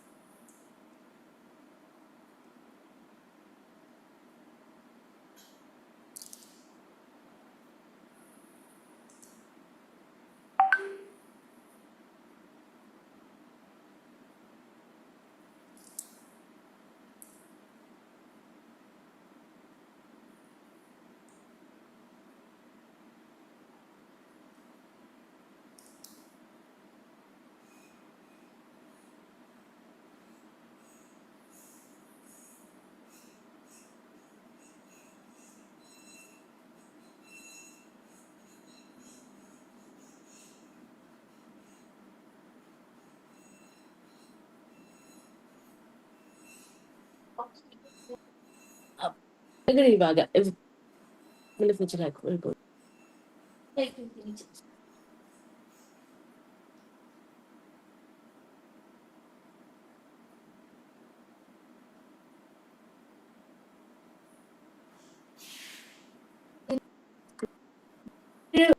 ಇವೆಲ್ಲ ತಗೊಂಡು sofa ಮೇಲೆ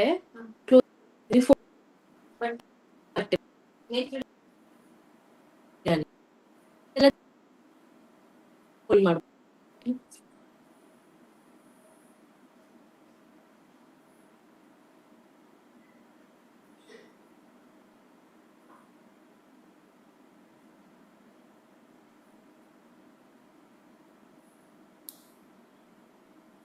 Can we start if everybody's there?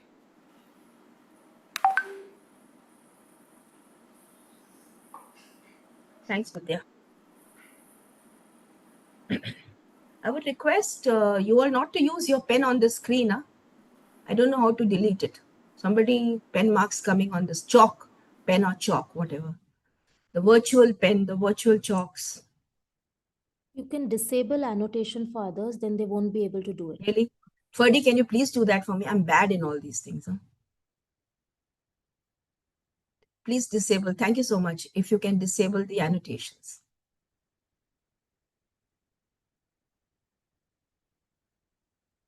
So Vidya, in case there are some questions which have not been answered or they are new, maybe you can note them down or take a screenshot if you think, and then we'll cover it up later.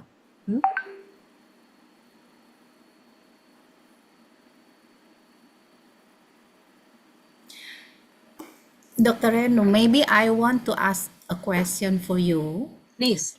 When pandemic came, I almost do high dose vitamin D for everybody, but only one patient that have been done the injection of vitamin D 600,000 IU, but the next month she do the lab check-up, and then the level is never increased. Yeah.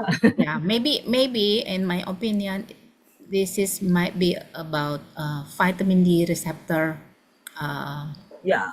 Yeah, Maybe resistant. she was consuming too much of vitamin D. That is what has happened during COVID time. To Mm-hmm. meet the immune requirement, the vitamin D consumption was massive. This other doctors have also highlighted, who are into vitamin D, that it was a very high consumption wherever it was checked.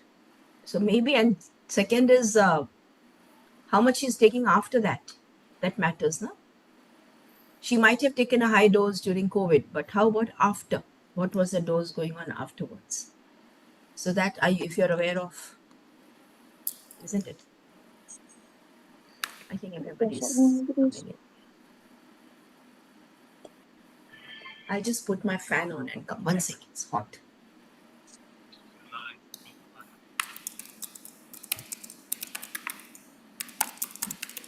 There we go.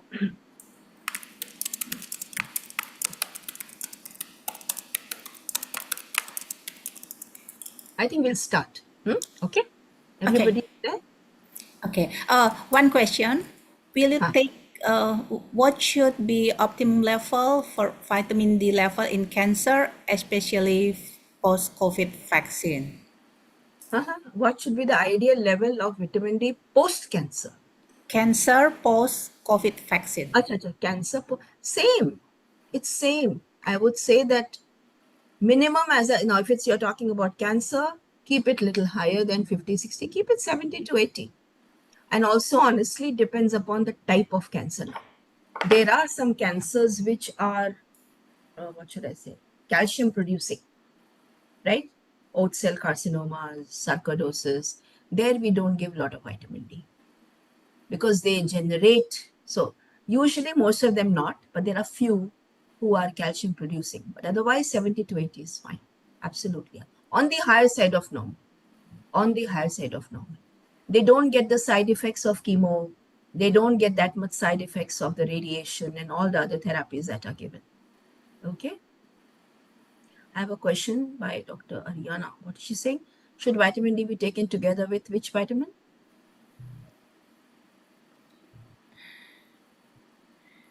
Somebody is asking if their levels reach 150 to 200, would that be toxic? Number one, friends, with these doses, what we are talking of, we are still in the physiological range of endocrine society. That is 30 to 100 nanogram per ml. These doses do not cross vitamin D above 100. If you follow, I mean, of course, you can't give the same dose to a small child. So the dose for the child will be different. And there, the best thing is body weight, because the child of 5 years can be 10 kgs, can be 25 kgs in today's time. Okay, so that goes by body weight. But these doses that we have talked to do not really lead to toxicity. Now, if somebody is going to take the injection once every week, right, it can. That's a different story altogether. Yeah. But yeah, when we talk about this autoimmune disorders, the levels cross 100. They have to cross 100 to bring outcomes. So how to monitor, how to manage is what we are going to talk. Once you start vitamin D, how frequently do the blood tests? Well, in the beginning, suppose at the start, do it after 3 months. If not 3, at least 6 months. But once they go on the maintenance dose, then it becomes a part of the yearly checkup. But yeah, autoimmunity, the pattern is different. I can't understand Indonesian question language. Huh? Okay. So let's move on. Should we? More questions?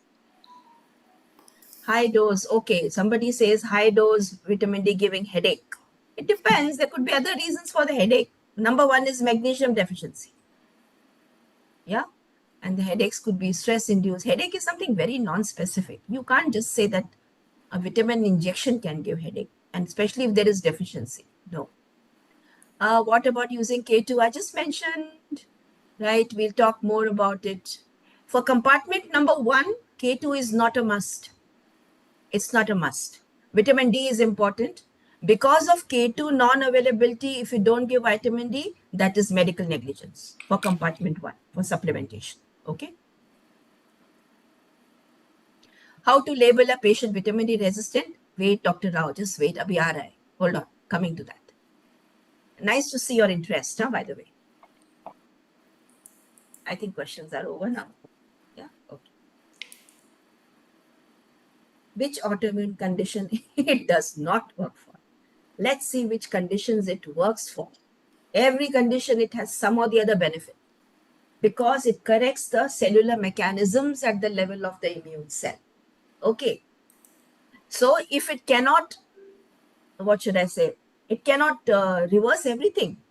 Otherwise, there'll be nobody having problems. It can reduce the intensity, it can control the inflammation, and most important, it can control the progression. Autoimmune diseases progress. I have seen patients who had eczema in childhood, they come with rheumatoid arthritis later. Then they develop scleroderma. So it's a process which, it's like a slowly marching army. So even to check that army, vitamin D works. So if it cannot reverse, for example, if somebody's cells are dead, I'm going to come to that. Say, for example, let us say a case of multiple sclerosis, okay, where the nerves, the demyelination happens in the nerves and the brain. So now if the problem is limited to demyelination and you give vitamin D, hey, you can reverse, okay? I say loudly, you can reverse MS.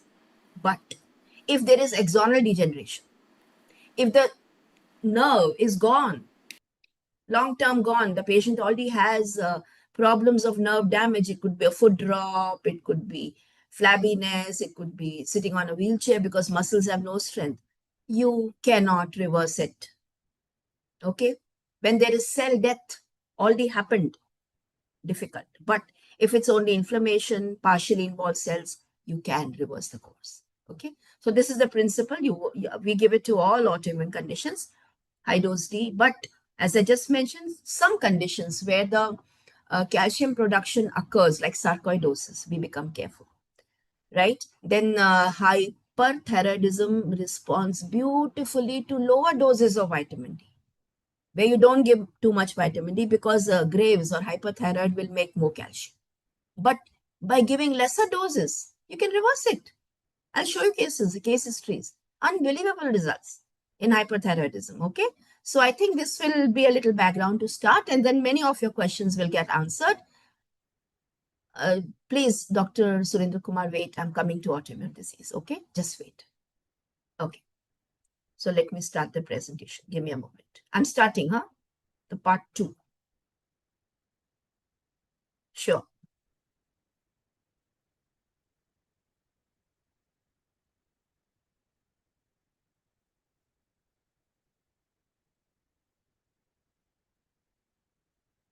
So let's talk about autoimmunity first.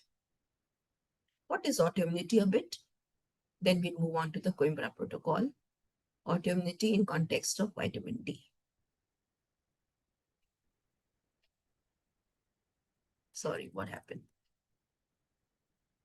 One sec, give me a moment. Yeah, okay. So now, friends, autoimmune disorders. Any part of the body can get affected by autoimmunity. Why? Because immune cells are present everywhere. Okay, everywhere. They can target any organ, any cell of the body. So there's a list of autoimmune disorders. And this autoimmunity, I mean, it was actually a dreaded category of diseases. I remember in my medical practice too, in the early, I would not say early, before I knew vitamin D as a therapy, I used to get scared when I would see a patient about autoimmunity. Internally, I would think, am I really treating it? It's just probably making the patient comfortable, reducing the symptoms. But the autoimmune process, what is the way to deal with it? It always used to come in my mind. And I used to be worried because even I didn't have the answer. But today I have some answers and good answers. So it was a dreaded terminology. It was labeled initially as horror. Autotoxicus means autoimmune disorders are like horror to the body. Huh? Scary. We just saw this slide that the immune system can function from a range of immunodeficiency to hypersensitivity to autoimmunity. Now, I will just add that many people who have hypersensitivity reactions, like asthma is a hypersensitivity disorder. It's actually what should I say? It's considered as an autoimmune issue because it can lead to other autoimmune diseases. Then urticaria, tumara, eczema, rashes, these are all allergic rhinitis. These are all hypersensitivity syndromes. Okay, and then comes the other category where the immune system gets misdirected and leads to the variety of autoimmune diseases which are on a steep rise, much more than in the past. Much, much more. You all will agree to that. Hey, please don't put chalks over there on the screen because Fendi, can you please remove this function so that the chalks and all marks don't remain on the screen? I'll appreciate that. Thank you. So, as I said, you pick any organ and it can get affected. Can you tell me how to remove this chalk, please? I will do it right away on my end. Hold on. Madam, please disable them in your setting. You can disable the participants overwriting in your setting. So annotate, should I go to annotate? Yes, and then disable annotation for others, or only host can annotate, something like that you'll have to put. Okay, let me see. I'm using an eraser hopefully now. Yeah, I could do it. Wow, thanks. I erased it out. Now, where do I go to disable annotation? Anyways.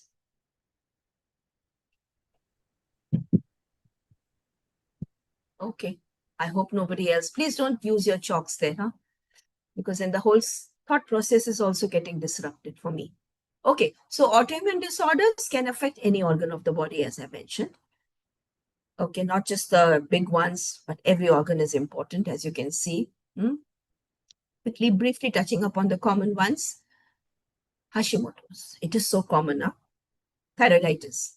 And whatever supplementations we do with the thyroid hormone or minerals, vitamin D is not in focus in general, okay?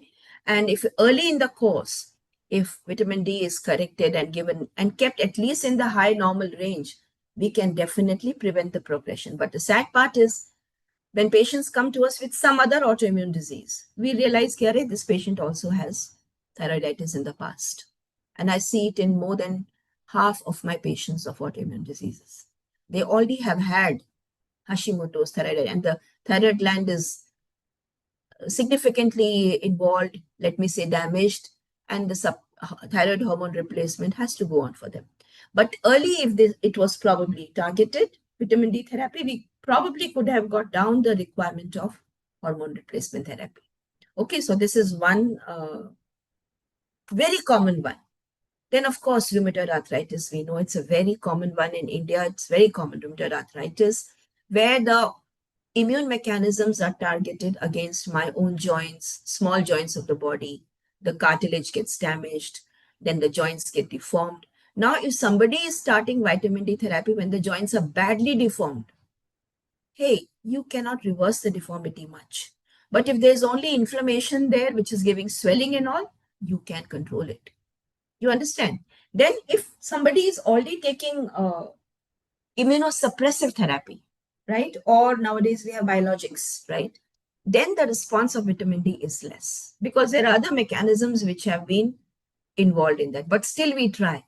We give them vitamin D anyways because it's a vital nutrient, but we tell them that it may take more time and we are not sure how much. Okay, because all these things have gone, and the longer the duration of autoimmune disorder, the results are much better when you start it early, much early, and you can honestly reverse so many problems. Where there is, I repeat, where there is no cell death, you can reverse. Now I'll give you one example. Okay, next slide probably. I'll come to that slide and then give you the example. So rheumatoid arthritis, lupus, friends, lupus responds pretty good to vitamin D, especially when the nephritis has not set in. It's just the connective tissue. Very good results. Very good results because it's more of inflammation rather than cell death. Okay, so we get good results in lupus also.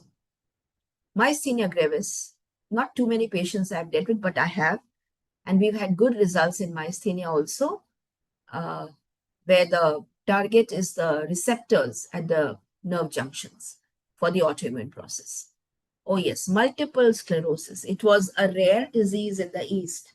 It was thought to be a disease of the North or the West, but we see so many cases nowadays of multiple sclerosis in India. I have many patients too. So this is what I was telling you. Here, the immune cells are targeting the myelin sheath. It's a demyelinating disease. The myelin sheath is getting damaged. So and by the way, oh yeah, in medical education, school days, we've learned we need vitamin D to produce myelin. Itna to we have read and learned, So it means vitamin D is very important for MS. Anyways, sadly, vitamin D is not checked in many of the MS patients, even routinely. It's very sad, very sad. They've gone for the therapies like stem cell, plasmapheresis, everything they do, and they come and we check the vitamin D, it's 18, 15. It's like somebody is stabbing my heart. I feel it like that. Why can't we check at least in MS patients? So let me keep my agitation aside, and myelin sheath, it gets damaged. But if the process is not controlled, the damage can happen to the axon, and then it becomes irreversible. That aspect, but we still give vitamin D. We give them the maintenance dose, something we give because you can control the inflammation and prevent the progression so that this MS may not affect other nerves and other neurological parts of the body. Okay. Diabetes, type 1 diabetes. Okay. This is also, it's multifactorial, but autoimmunity also is important here, where the immune cells are targeting the beta cells in pancreas, which produce the hormone insulin. So once again, given early, but if the beta cells get damaged, we know how we measure beta cell damage, C-peptides and all. If the beta cells are gone and somebody's thinking of vitamin D therapy after 15 years of being a type 1 diabetic, we don't get very good reversals or let us say results. But yes, again, they take it, we give them because it's a nutrient to prevent the progression and control so many other complications for the patient. Because vitamin D is also needed by other cells of the body, isn't it, friends? We know how. So in general, the treatment modalities for various autoimmune diseases Yeah, I am sorry. I think I missed that photograph before. Was psoriasis. Okay. Now, psoriasis is a very, very common autoimmune condition. The most common condition I see is psoriasis. I think it's not just because I was a psoriatic and people get to know about it and they approach me. I mean, that's how vitamin D came into my life. So I'm glad I was a psoriatic. Otherwise, I wouldn't have learned all this. Yeah, I would have been in the rat race. Yeah, of course, making a lot of money otherwise, but it's fine. I'm very satisfied. I'm very happy now. So, but even otherwise, psoriasis has really gone up. And the good news, psoriasis gets reversed easily than, let us say, vitiligo. Vitiligo is the white patches. Why? No, why? No, I'm sure you can answer. In psoriasis, there is no cell death. There is rapid proliferation of the epidermis. Okay? You control that hyperactivity of the skin, the inflammation there, you can control it. But in vitiligo, what is happening? The basal layer of the skin, where the melanin, the pigment is produced, that is the target. That if it's damaged and gone, it's gone. So in vitiligo, it's a tough disease. It's very stubborn.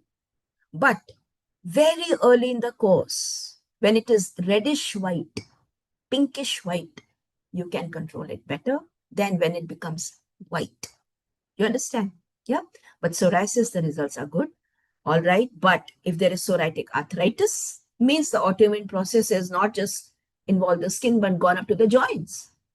Then it's a tougher league. But we still do it. You can control the pain. So many patients get benefit. You can control the progression. The same funda applies for thyroid also, friends. Huh? Hyperthyroidism, hyperactive thyroid. It's like psoriasis. Hyperactive, angry, producing a lot of hormone, but not yet damaged. Hashimoto's, damaged thyroid. Cell death has happened. So you have to keep giving the hormone replacement depending upon the degree of cell death. Now, it's very wrong to say that you can reverse all autoimmune conditions. We should be realistic, scientific. We are doctors, okay? We can't just give loose statements like that. But yes, we still treat the patient and we tell them it will control the progression. It will give you a better quality of life. You'll have a better prognosis to the problem, but you have to know the facts. So now thyroid, hyperactive thyroid, because there is no death, you can control it with vitamin D therapy beautifully. I have patients who we've stopped their neomercozols. We stopped it and they're doing well. The thyroid reports are TSH all coming in the normal range, but vitamin D continues. Hypothyroids alone, long-standing, you can't do anything much. You give the vitamin D, again, general purpose, to make them feel better. But the so-called reversals are more with hyper than hypo. And friends, isn't it great? Haven't you seen patients who were hyper before and then became hypo lifelong? Why? Because the inflammation which was at the hyper stage could not be controlled, and then it attacked the cells. The cells got damaged and they are partial thyroid gone. Same thing. Psoriasis versus vitiligo. Hyperthyroidism versus hypothyroidism. Okay.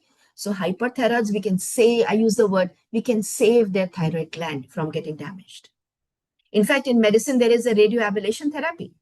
When the toxicity or let us say the hyperactivity of the thyroid is not controlled, control it with radioactive ablation. So what are we doing? We are creating hypothyroidism for them to control the hyper. But vitamin D controls the inflammation and brings the thyroid to normal. Interesting, huh? So now we come on to the common treatment modalities.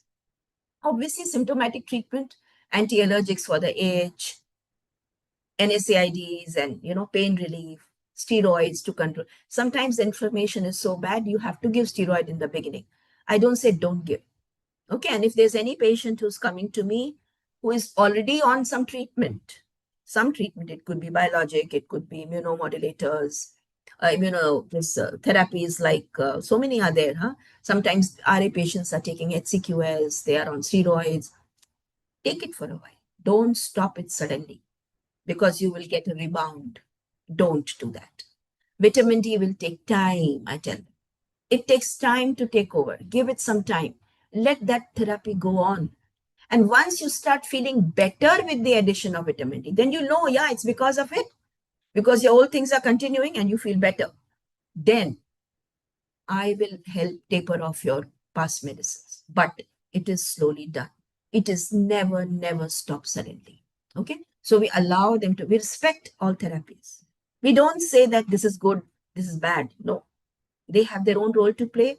And at this juncture, when they come to you, most of them come when things are not working.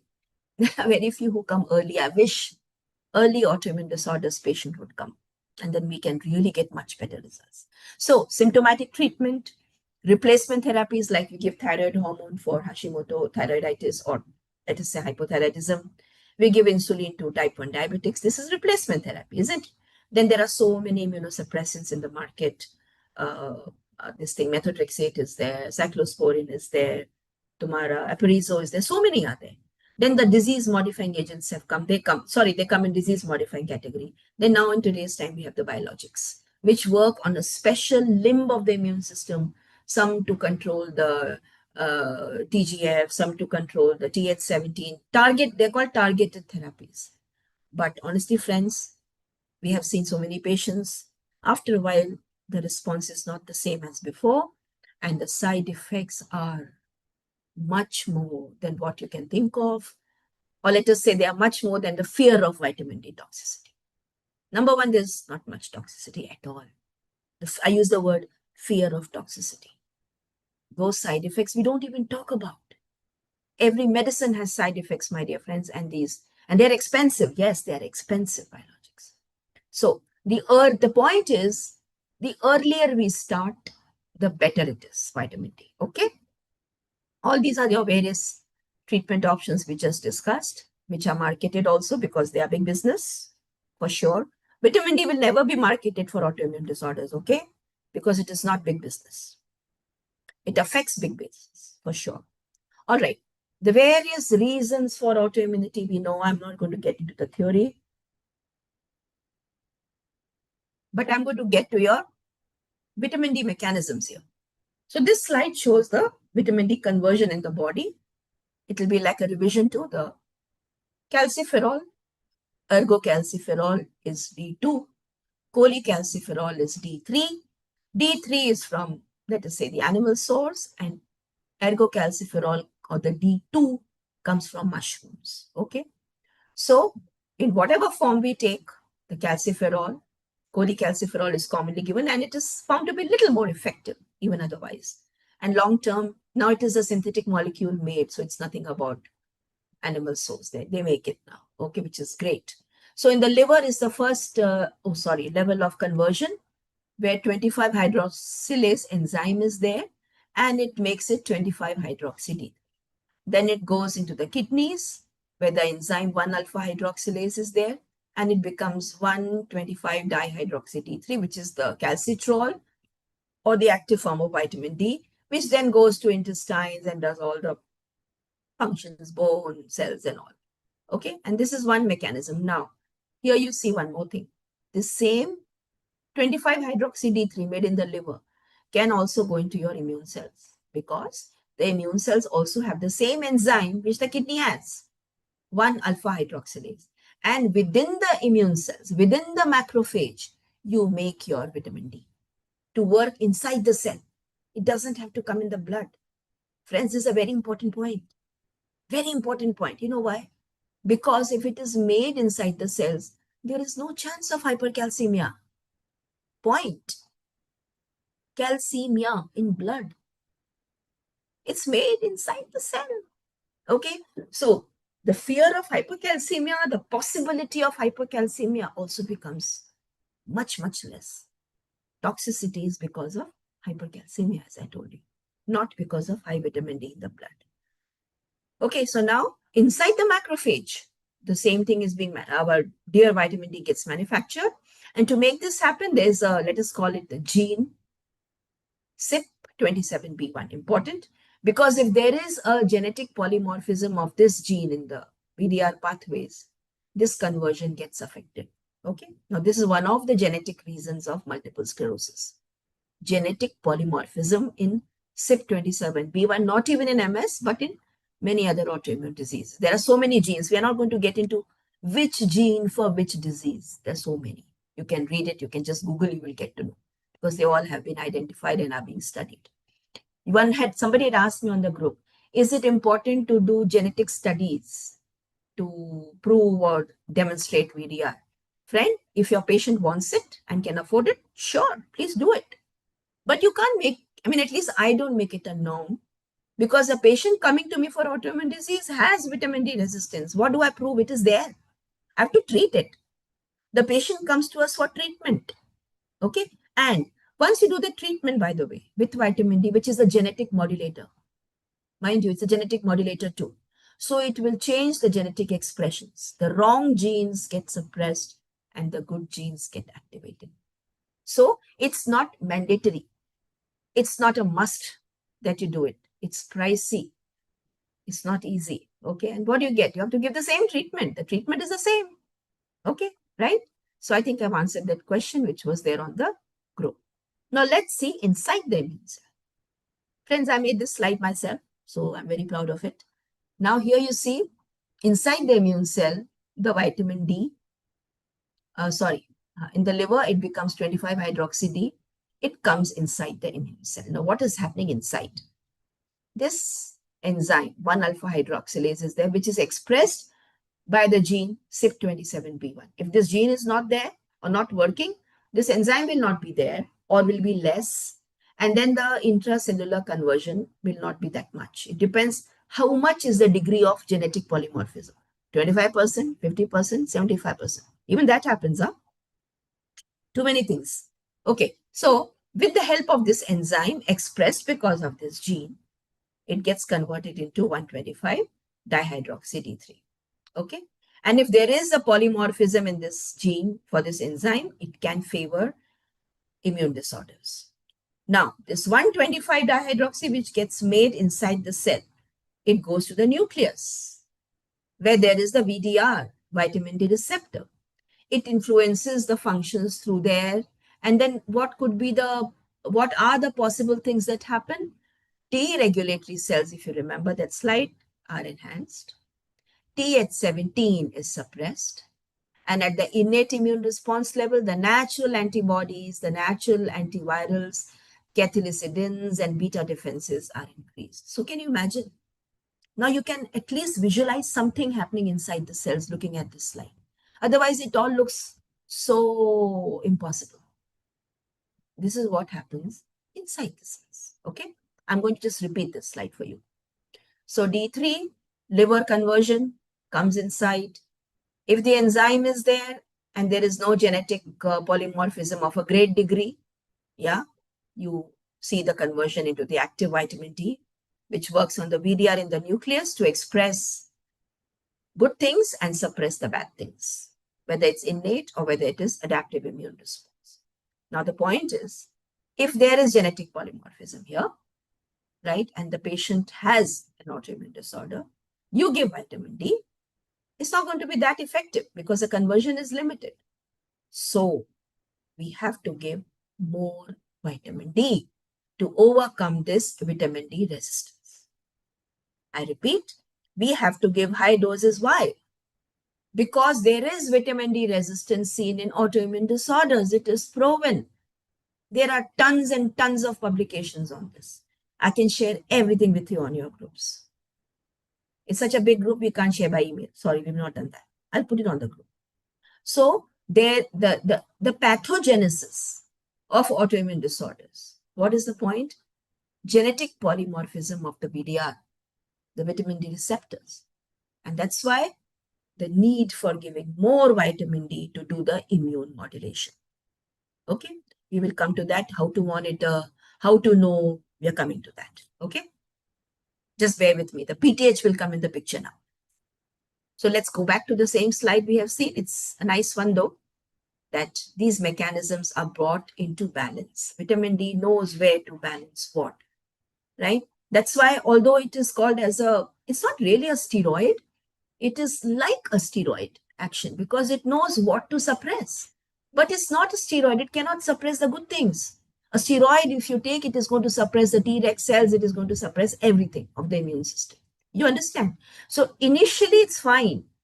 One cannot be depending on steroids whole life. Then all the side effects of it also start showing up. So vitamin D will do what? It will suppress the inflammatory cytokines and will enhance the anti-inflammatory mechanisms of the body, but to a point of balance. Let's see the same thing here. It's a lovely slide of mine. Thanks to some of the Google searches and the papers which are already published. It's a part of a paper. So vitamin D works. These are, left side shows you mechanisms of the innate system, innate immune response. The first level when there is a pathogen attacking. Second half is showing you. So it does all this, chemotaxis, phagocytosis, and all the dendritic cell maturation, all the catalysidins, the defensins. So many mechanisms are there. Just at least let's wonder on that. How many mechanisms vitamin D can work on? You know what Dr. Coimbra calls vitamin D? He says it's not only an intelligent molecule, it's a divine molecule. D stands for divine. Only a divine molecule can do so many things. A different mechanism to prevent ARDS, a different mechanism to work on the heart, a different mechanism to work on the attacking pathogens, a different mechanisms everywhere, very intelligently handled. So now coming to the adaptive immune response, and yes, it is an antioxidant also. Don't think that it creates oxidative stress. Anti-aging works on the telomeres. Can you imagine that? It's a genetic modulator. So it has many, many modes of action. And no wonder it's an intelligent divine molecule. So now this adaptive immune response, as I told you, this Th1, all that stuff. So it suppresses Th1, the cytotoxic ones, and balances the Th2, suppresses Th17, and regulates the so-called T regulatory cells, which have been awarded with the Nobel Prize. So how does it do? I'm not going to go into all the details. There are all these cytokines. Some are expressed, some are suppressed. People who are into pure academics will be interested. I can share this slide with them. But let's know the basic thing that Th1, Th17, Th2, and T regulatory cells, how the vitamin D molecule influences, and through these various cytokines. Let's go on to the practical part of it. So what, just to concise it, vitamin D on the adaptive immune response, it promotes a shift from Th1 to Th2, suppresses the Th17 reaction, and it facilitates differentiation of the T regulatory cells. I think this part is clear by now. Papers are there in plenty, how vitamin D suppresses Th17, tons of them. This slide we just discussed twice, so I'm just moving on. Papers, if you want, you can read this nice one. Vitamin D in autoimmunity, what are the mechanisms and what are the therapeutic potentials? 2 papers, I think. Yeah, I shared in the beginning with you on the group, but then the group was getting bigger. Now we have 3 groups on WhatsApp. So now I'm going to share those same papers again, some of them which I've already shared, okay? So that nobody misses on that. Then we've discussed how it works also on the intestines, on the gut, because gut plays a very important role even in genesis of autoimmune disorders, right?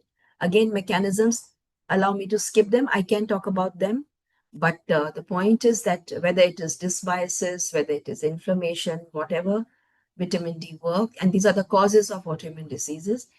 And deficiency of vitamin D is one factor to lead to inflammation, which leads to all these problems cyclically, one after the other. And plus, it works on the tight junctions. If you look here, vitamin D pathways are being shown here, how it goes inside the nucleus, works on the VDR, what all it promotes, what all it stimulates, the cell-wise, the the cytokine profile and the immune mechanisms it works upon. Then here you can see the, the zollulin factor. Yeah, ZO1, this is the zollulin. So it enhances the tight junctions. It doesn't allow them to gape out, okay, through vitamin D mechanisms, claudin 2, claudin 12, interleukins. It downregulates the inflammatory interleukins. It upregulates the anti-inflammatory interleukins or the cytokines. So, and it brings a better gut microbiome. Now, before I move on to the treatment part of it, I will definitely like to introduce to you, connect you with this wonderful personality who has changed my life for sure.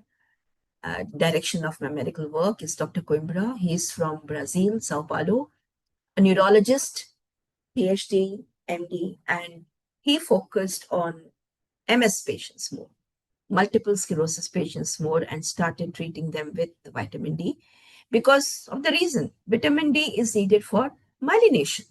So he started giving vitamin D. He didn't know we are heading towards what. So he started using vitamin D, and the physiological dose was 10,000. So he started giving 10,000 IUs daily to all the MS patients who would come to him because he was a neurologist. Okay. And then there were studies at 10 to 20,000 is physiological. So he was playing between those doses, and he found that yes, you increase the vitamin D, the patient is doing better. There were papers also coming up simultaneously that with each doubling of the vitamin D levels, the exacerbation rate of MS was reducing by 27%. But the interesting part, he noticed that patients have multiple autoimmune diseases. A patient of MS can have psoriasis too. He saw that he's giving vitamin D, and he was now slowly, increasing it with the studies happening. And he realized, Arey, the other autoimmune diseases are also coming in control. I mean, that was like unexpected. His focus was MS for myelination. But the other autoimmune disorders of the patient were also getting, these are pictures of his patients, not mine. Atopic dermatitis, psoriasis, lupus. These autoimmune disorders were also responding. And simultaneously, there were other documentations and papers coming up that you need good vitamin D to manage SLE. Just quickly going to run through them. SLE, rheumatoid arthritis, relationship between vitamin D, disease activity in RA. Hold on. Inflammatory bowel disease, how vitamin D is important for the varieties, whether it's Crohn's, whether it is ulcerative colitis. So everywhere it was coming up. And then the question came, that is correcting vitamin D levels to 50 to 60 only the answer? Because the levels were going higher with the treatment going on. And then there were papers coming up about the VDR polymorphisms showing up. Yeah, that there is genetic polymorphism in those with autoimmune disorders. That's CYP27B1. This paper talks about it, the relevance of vitamin D receptor gene polymorphism for vitamin D research in multiple sclerosis. That here you need higher doses. The lower doses may not work. And then more and more SNPs or single nucleotide polymorphisms were being identified in various genes which are involved in the vitamin D metabolic pathways. So many, and these all are, most of them are analyzed when somebody goes for genetic analysis of people. But again, treatment is the same, okay? So genetic polymorphisms were found. This was a paper talking about CYP27B1 in MS. The type of genetic polymorphism in Graves' disease, Hashimoto's, type 1 diabetes, in psoriasis, which are the genes which get altered because of the various environmental factors also. Polymorphism of the VDR leading to psoriasis, and we correct it with more vitamin D, and you can control psoriasis, okay? And this was one study which was published by Dr. Coimbra's team. I think this is 2013, where they gave 30,000.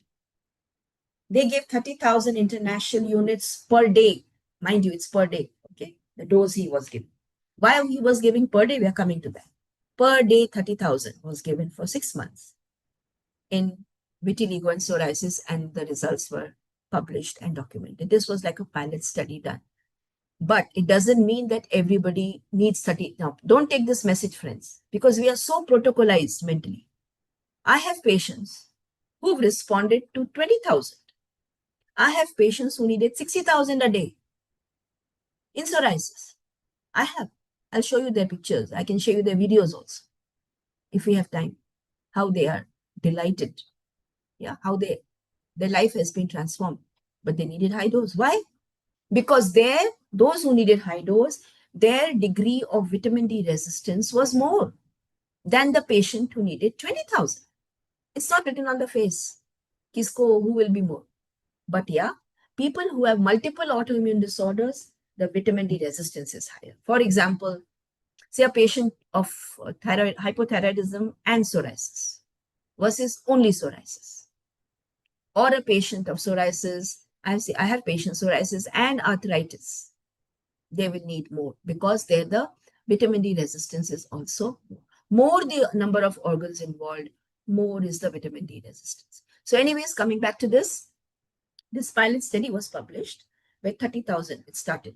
So everybody was like, oh my, 30,000, it was a big thing to happen, huh? And honestly, friends, very humbly, I'll say that I have published 2 papers on psoriasis. In one, I have shared 6 case studies where I've used doses up to 60,000, and that has been published. That is the first paper to be published where more than 30,000 is used. And now recently, one of my publications of 95 patients of psoriasis needing 30 to 60, that detailed analysis over a longer period of time, not just 6 months, including evaluation for toxicity and all that has been recently published 1.5 months back, and more work. I have a lot of data now. I'm in the spree of trying to bring it out so that it reaches more doctors. Okay, so vitamin D gene polymorphism in SLE. It's all there. It's all there in the literature, friends. Okay. In asthma, even in asthma. Autism, friends. Autism has a very big autoimmune element in that. It's not just other things that we talk about. Dr. Coimbra is now focusing on treating autism more. He encourages autistic kids, children. Again, mechanisms are same, methodology of treatment is same because the target is what? Not the organ of involvement, but the immune cell. What is the target of therapy with vitamin D? The cause.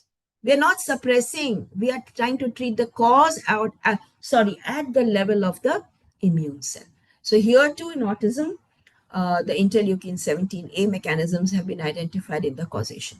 So using higher dose of D for managing autism. So now, I think after all this 2.5 hours of talking about vitamin D, we can make it simple that we have to compartmentalize the mind. One is dealing with deficiency.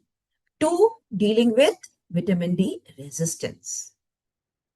General supplementation, autoimmune disorders, or for that matter, many degenerative disorders also nowadays have vitamin D resistance in the background. So now you understand why I say don't mix up the two. Sad part of the story. So many patients of autoimmune disease come to us with vitamin D deficiency. So we have to deal with this first and then deal with the resistance too. What does it mean practically? I can have a patient of psoriasis whose vitamin D levels are 10. I can have a patient of psoriasis I have who come with already 100 because they are already taking vitamin D. Kahin pe pada high dose, they are already taking. They want it to be monitored well. 100 already. Or 70, 80, 60. All these levels they come. So a person who's coming to me with 70 to 80 nanogram per ml level of vitamin D in blood, will I give vitamin D? Psoriasis? Yes. General category? No. Because the levels have been reached for general purpose. General purpose means to treat a deficiency. But when I have to deal with treating an autoimmune disorder, I know I have to deal with vitamin D resistance. So I have to change the plan. I have to take another strategy into play. That's a different strategy altogether so that I can give him more vitamin D to combat the vitamin D resistance which is there in autoimmune disorders. So I think now there is some clarity coming into our minds. And this is a very, very important paper. I want you all to read it. This is the paper I was mentioning I have shared in the beginning when all of you were not in the group 1. But now after the talk, I'm going to put it on all the 3 groups. Please, friends, take a printout, read it. It's a very, very nice one. I think it is 2021 or 22 publication, where they have spoken about vitamin D resistance as the possible cause of autoimmune disease, a hypothesis confirmed by a therapeutic high-dose vitamin D protocol. These are all doctors who have been trained by Dr. Coimbra who are doing work in their own fields. Okay, you must read this paper before we meet tomorrow. Please don't forget that. So Dr. Coimbra was treating MS and he saw MRIs where the plaques were disappearing. Now these were plaques of demyelination. Demyelination, it takes time. Okay, it doesn't happen in few months, okay, or years. And he uses very high doses, because the patients who come to him. Acha, by the way, I must tell you one thing. The degree of vitamin D resistance differs grossly in from disease to disease. Like MS patients have the highest degree of vitamin D resistance, means they need very high doses of vitamin D, more than psoriatics, more than rheumatoid arthritis, more than asthma or whatever, more than urticaria for sure. I've treated so many patients of urticaria, hives, rashes, who are just suppressing it with anti-allergics. Now they eat that same food which was giving them allergy and don't get a problem. That's important. Claps for vitamin D. Same food that was giving them a problem is accepted by the body. Why? Because the gut mechanisms, the immune mechanisms have been corrected by vitamin D. And that is real therapy. Don't take this, don't take that. I'm not going to get into this right now. There are so many things there. Once you talk about diet, it's a talk, again, separate one. Don't take this, don't take that. This is responsible for this problem. How about the mechanism? Correct the mechanisms, and you may be able to make the same patient eat the same thing. Sorry, please shut your mics off. Please, huh? So, myelination happening, MRI, gut healing. See, these are the scans of his patients. I also have a couple of my patients whom the uh, myelin sheath plaques have disappeared and they're very happy. I'll show them to you tomorrow. And I do have patients who've done very well with MS, but they don't want to repeat their MRI. That is also a mindset. Okay. They don't want to repeat it, but they're doing well. They're very happy. Okay. So we have to deal with mindsets, not people, mindsets. Now, this is the one I was telling you. This is a doctor who came to me from, and she had MS. She had undergone all the possible treatments of MS, all the high-end, expensive stem cell, sab karaya tha, stem cell transplantation, sab kara liya. She had AVN also, that is avascular necrosis, because she had taken so many steroids in the past. Can you believe how much was her vitamin D level? 18. No neurologist in India or abroad had checked her vitamin D. A patient of MS getting all the treatments, but vitamin D not checked. And I have many of that types. It really hurts, huh? So again, I'm lucky I got psoriasis. I went to Dr. Coimbra to learn. And he's an amazing teacher, amazing teacher. More than that, he's an amazing human being. You know, he'll greet every patient who comes. He'll go to the door to receive them. Every patient. He will see them off. Every patient to the door. I've never seen such a doctor. And I've learned one thing from him, which I follow. He gives prescription of vitamin D for the entire family, especially children of the patient, because he says if I correct the vitamin D deficiency of the children, they may not get the autoimmune disorder, which is genetically there in the mother or the father. Isn't it amazing? He's an amazing personality.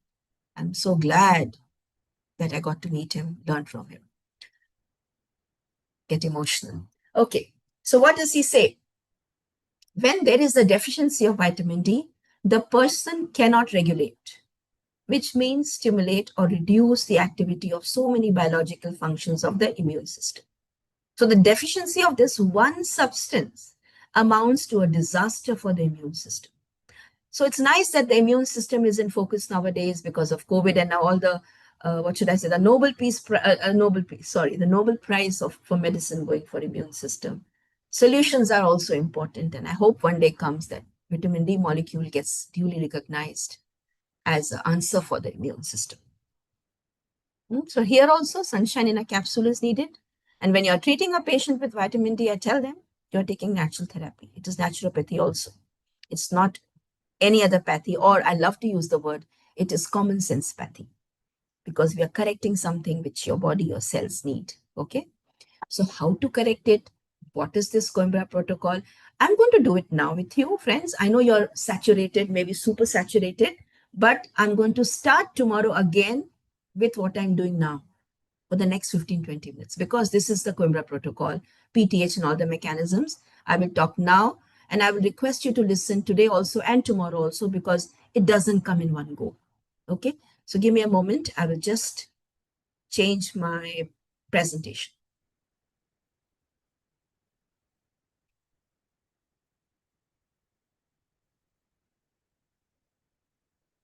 Yeah, I hope you can see it. I love this. I clicked it in a paper.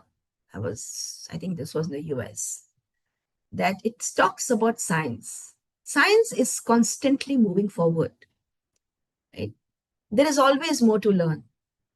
The ills of today do not cloud the horizon of tomorrow, but act to spur to greater effort. That's what we are doing.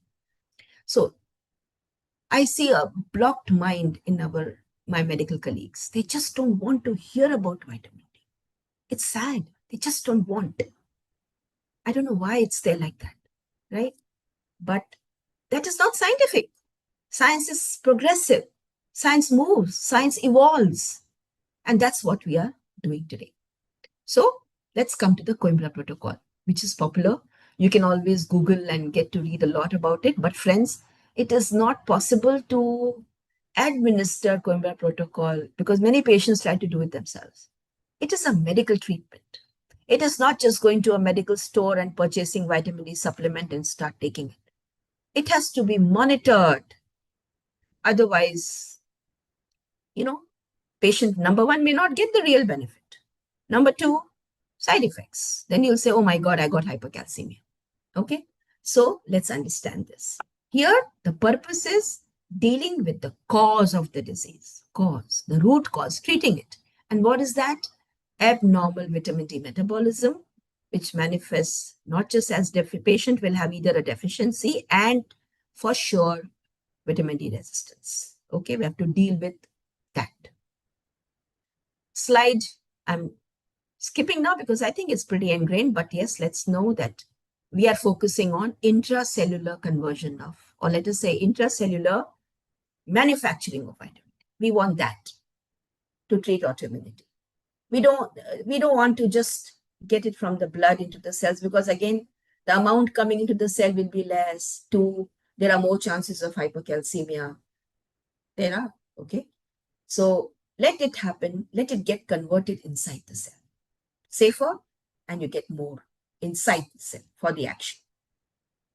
Because the cell has the enzyme 1-alpha hydroxylase, please note.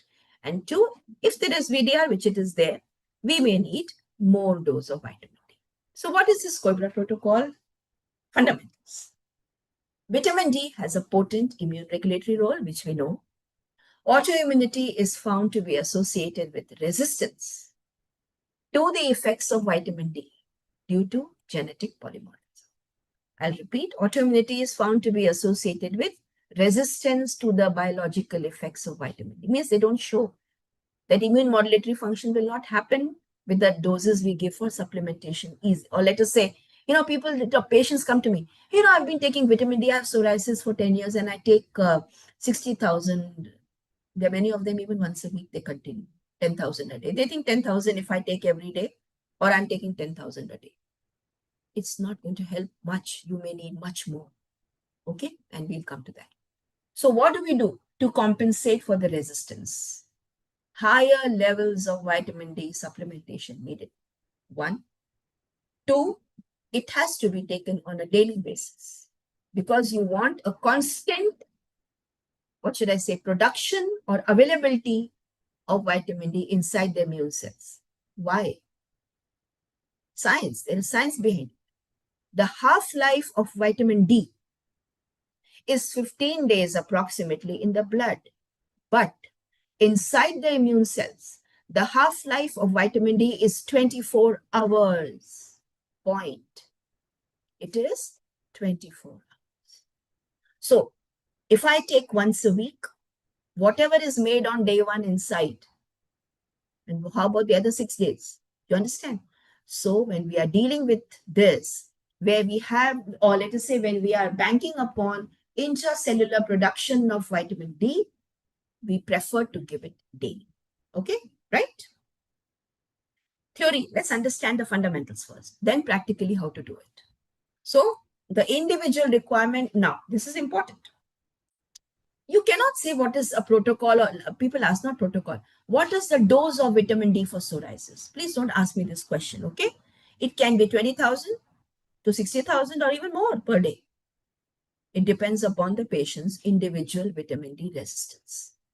Like The dose of insulin is not fixed for any 10 patients. The dose of thyroid hormone replacement cannot be the same. It depends upon the levels. Same here. It depends upon the action. Action. Is vitamin D working? Is the biological effect of giving vitamin D happening? Levels can be anything, but here it's about action because there is vitamin D resistance and you'll have to give more. So the individual requirement of vitamin D varies based on the degree of vitamin D resistance. And how do we measure that? Here comes PTH, parathyroid hormone. So two parameters which are not commonly measured, but are a very important part of Coimbra protocol method of treating patient is parathyroid hormone, and two is ionized calcium or corrected calcium. Why? We'll come to everything. I don't like to just dump information. I have to explain the why behind everything. So PTH to monitor.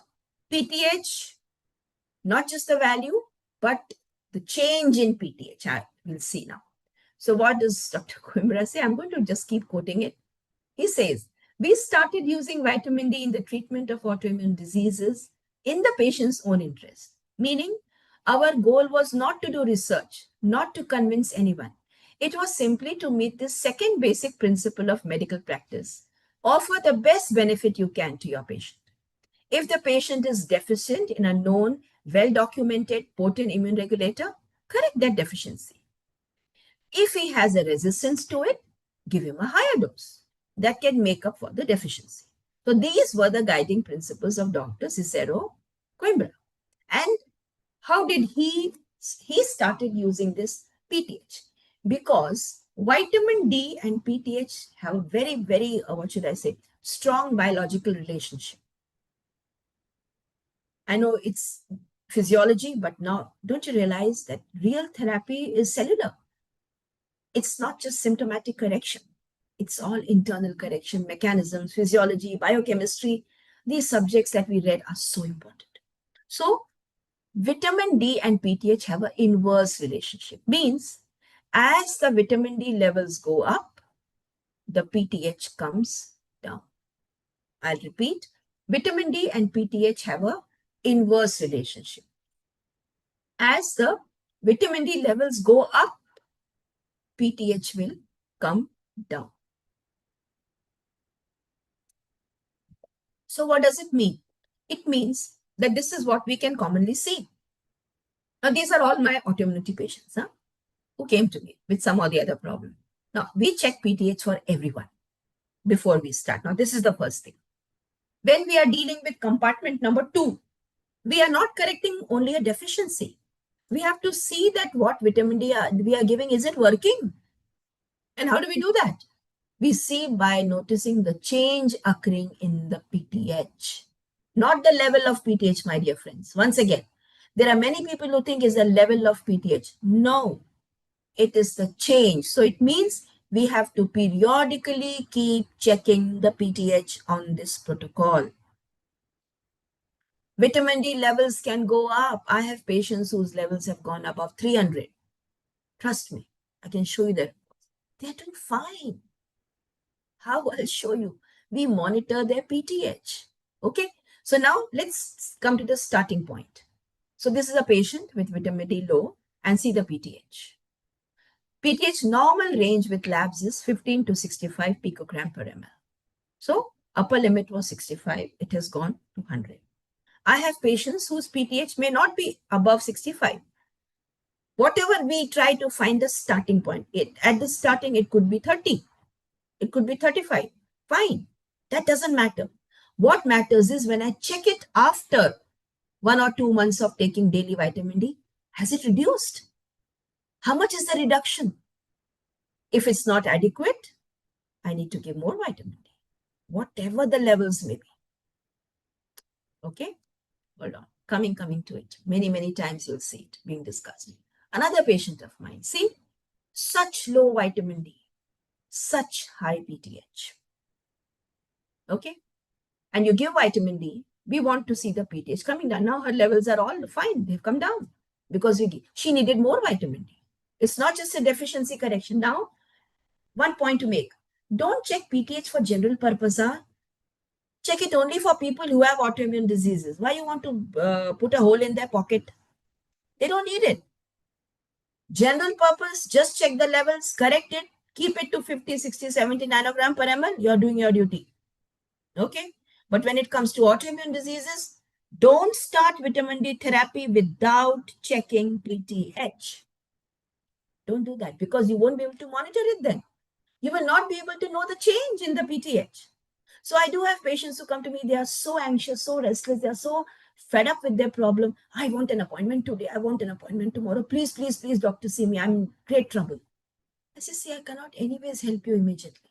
This takes time. I need to, number one, make you understand. I will not take you till you don't know the methods, mechanisms. We all are educated people who are coming. You should know. It is science. Don't take it because I'm saying it or Dr. Coimbra, you read on the internet. No, you should know. So I load my patient with information. This paper I told you, you must read. I send it to all my patients, all of them, whether they read it or not. That's my duty. I will give them, I've made an FAQ. Again, I had shared earlier, I'm going to share it again with you guys. I give them an FAQ. Read it. Read the common publications. My videos, why I've made. So no, listen to them. What I'm talking is all there in a video form for a patient also in a different way for them to be able to understand. They have to do all these tests. They have to know. And then I make a consent form sign from all of them. Consent form because their vitamin D levels will go above 100, 150. Then tomorrow they should not gunpoint on me. I need a consent form sign. That you have been explained. Then only I give appointment. Okay. So PTH checking is one important part. Two is, as I told you, and of course we always correct the B12s of patient. That's important. Not related directly, but important. Where was I? Ionized calcium. The other parameter we measure is ionized calcium. Why? We want to monitor for hypercalcemia. We don't want the patient to land up with high calcium, for sure. So we give a lot of vitamin D. We give magnesium. I'll come to everything. How much everything. We stop their calcium supplements. We stop, I say it loudly, we stop their calcium supplements because we don't want them to land in hypercalcemia. And we monitor. We monitor. We check the PTH and ionized calcium. If everything is fine, there are some patients who come with, let us say, high ionized calcium in the start itself. So we will check it faster. We'll check it after a month. Otherwise, average 2 months. We check PTH and ionized calcium and see how much is a drop in PTH. And 2, ionized calcium should not cross the upper limit. My patient is safe, although the vitamin D levels are more than 100. Okay, so that's why PTH and ionized calcium checking is super, super important. This slide, and I've made a printout of this. I have a laminated one. When they're sitting in front of me, I show them this slide. See, your vitamin D is low, so PTH can be up or whatever level it is. You will take vitamin D, your D levels will 100% go up. But I want to see, has the PTH come down?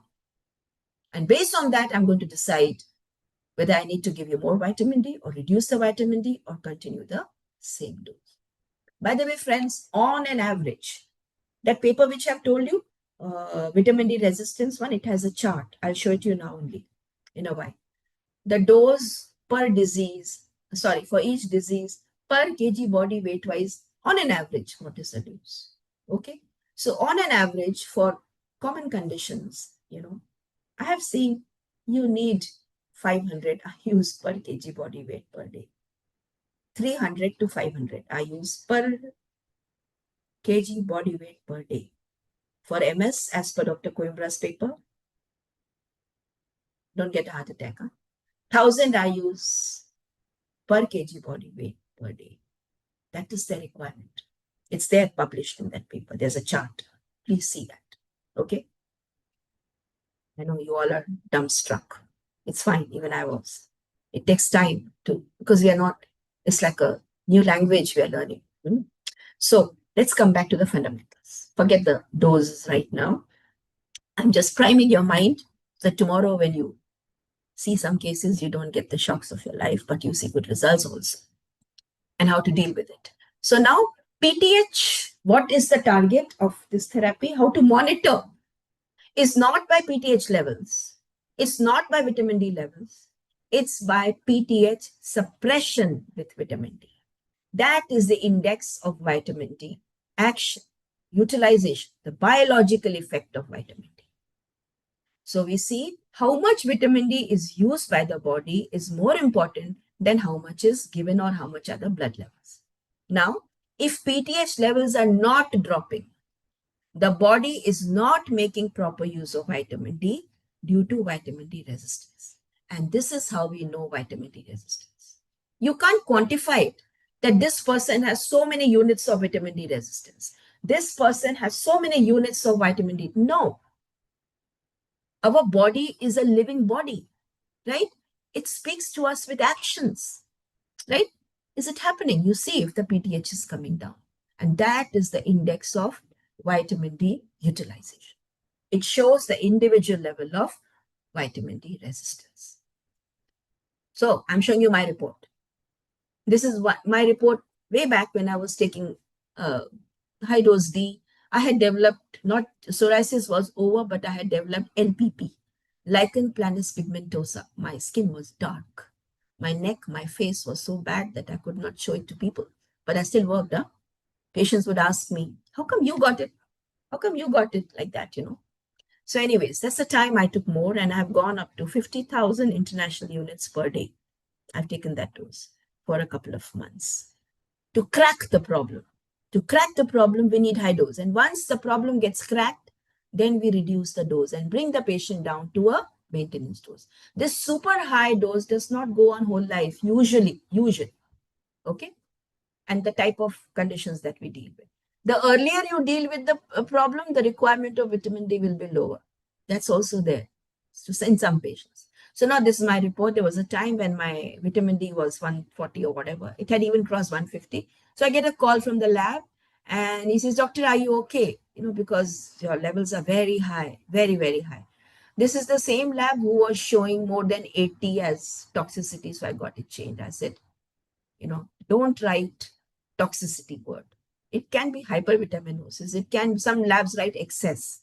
Don't put the word toxicity. You cannot guarantee that. And I made them understand. So anyways, see, so I told him, okay, don't worry, I'm fine. Tell me my PTH. So that was my PTH on the second page. So what is the range for this lab? 15 to 68. I'm in the range, fine. No problem. I said, don't worry, I'm fine. And then, yes, of course, I asked him ionized calcium also, which was done, which was within the range. So I'm fine. 140, 150, 200. I've gone up to 200. No problem. No problem. And my patients. So, friends, PTH inhibition. We're not talking of PTH levels. PTH inhibition is the most valuable index to adjust the daily dose of vitamin D because it shows the level of individual resistance. And if not suppressed, it is safe to increase the dose of D. You monitor the calcium too along with it, okay? So the lab test commonly done, which we need before we start.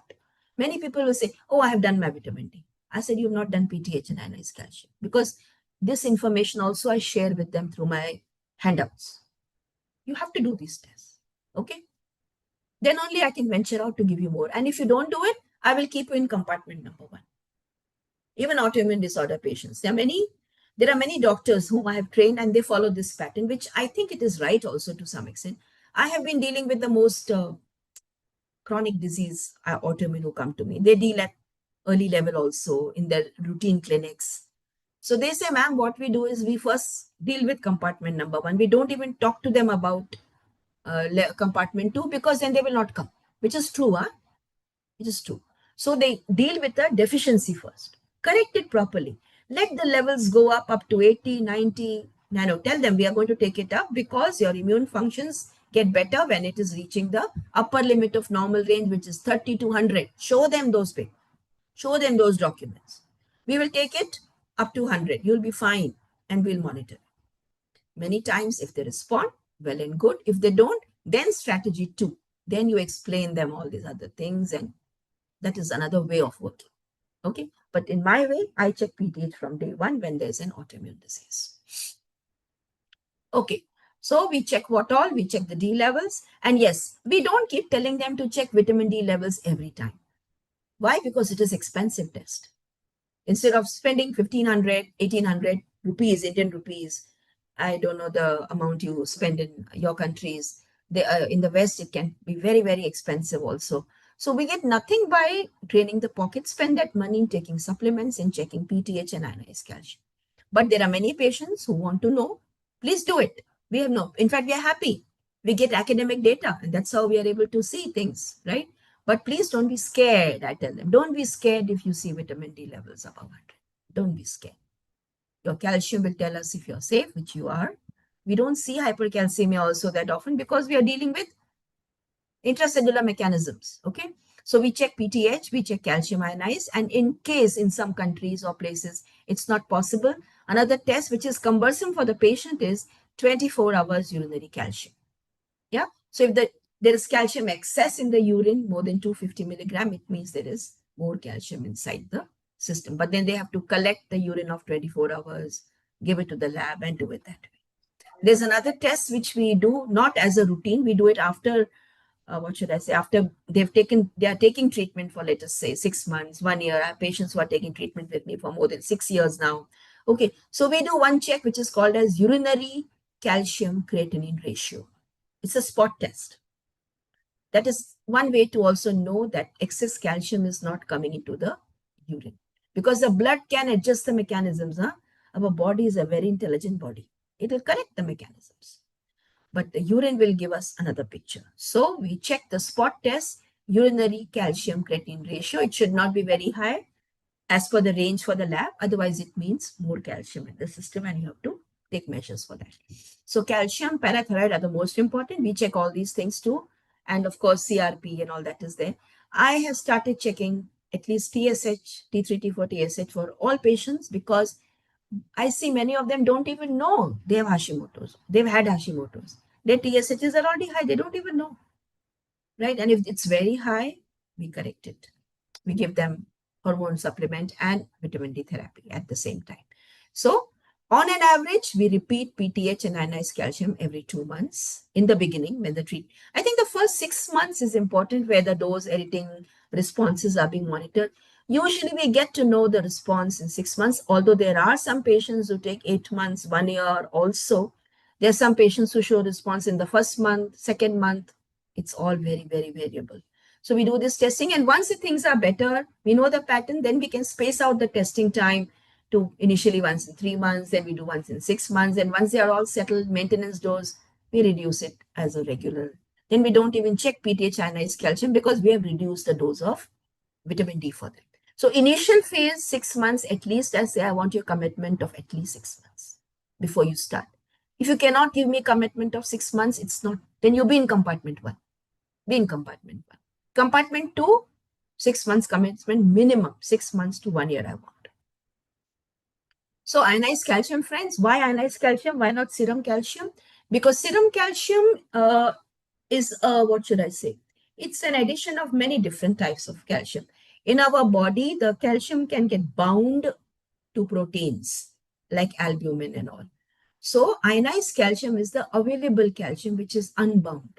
It's the free calcium, which tells us the functionality of calcium. That's why we check it. Many times you'll see patients whose serum calcium is high, but ionized calcium is normal, and vice versa. Because hypercalcemia is important, we want to do this testing for them. Yeah, this is the chart I was telling you, which is a part of that paper. Now, if you see here, the dose of vitamin D. It's initial. Vitamin D dose is used within the Coimbra protocol for the treatment of autoimmune disease. International units per kg body weight per day. Daily. It's daily dose. Okay. So, 1,000, where is it? 1,000 IUs per kg body weight for multiple sclerosis. 300 to 500 for common ones that we see, rheumatoid, SLE, psoriasis, Crohn's, ulcerative colitis. Some conditions, when they come early, they need lower dose, and when they come solo without other autoimmune disorders, like Hashimoto's, we can do with 300 IUs. And general purpose, as I told you, 150. Start with 200, then maintain it on 152. What should I say? Yeah. So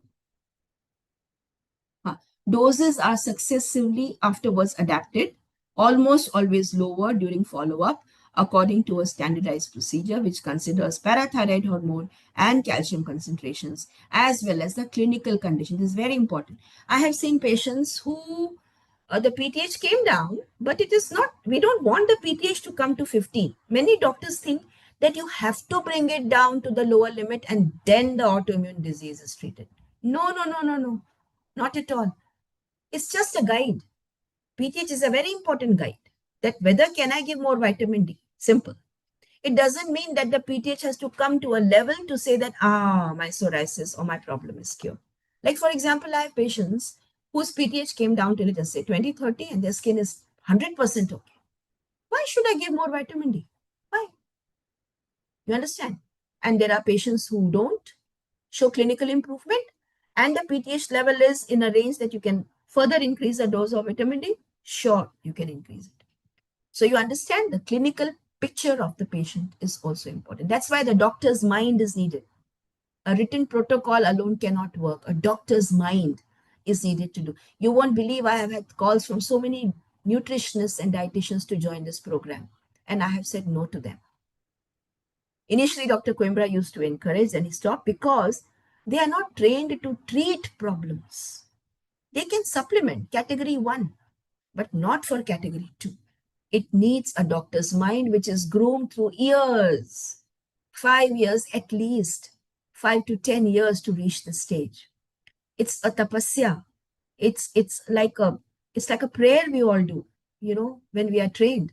So you need that mind to be able to decide. Now, eye openers. Dr. Coimbra can use doses up to 1 lakh IUs per day and even more. I say even more because I know he does it. There are published papers. There's a paper of myasthenia gravis reverting with 1,20,000 IUs per day.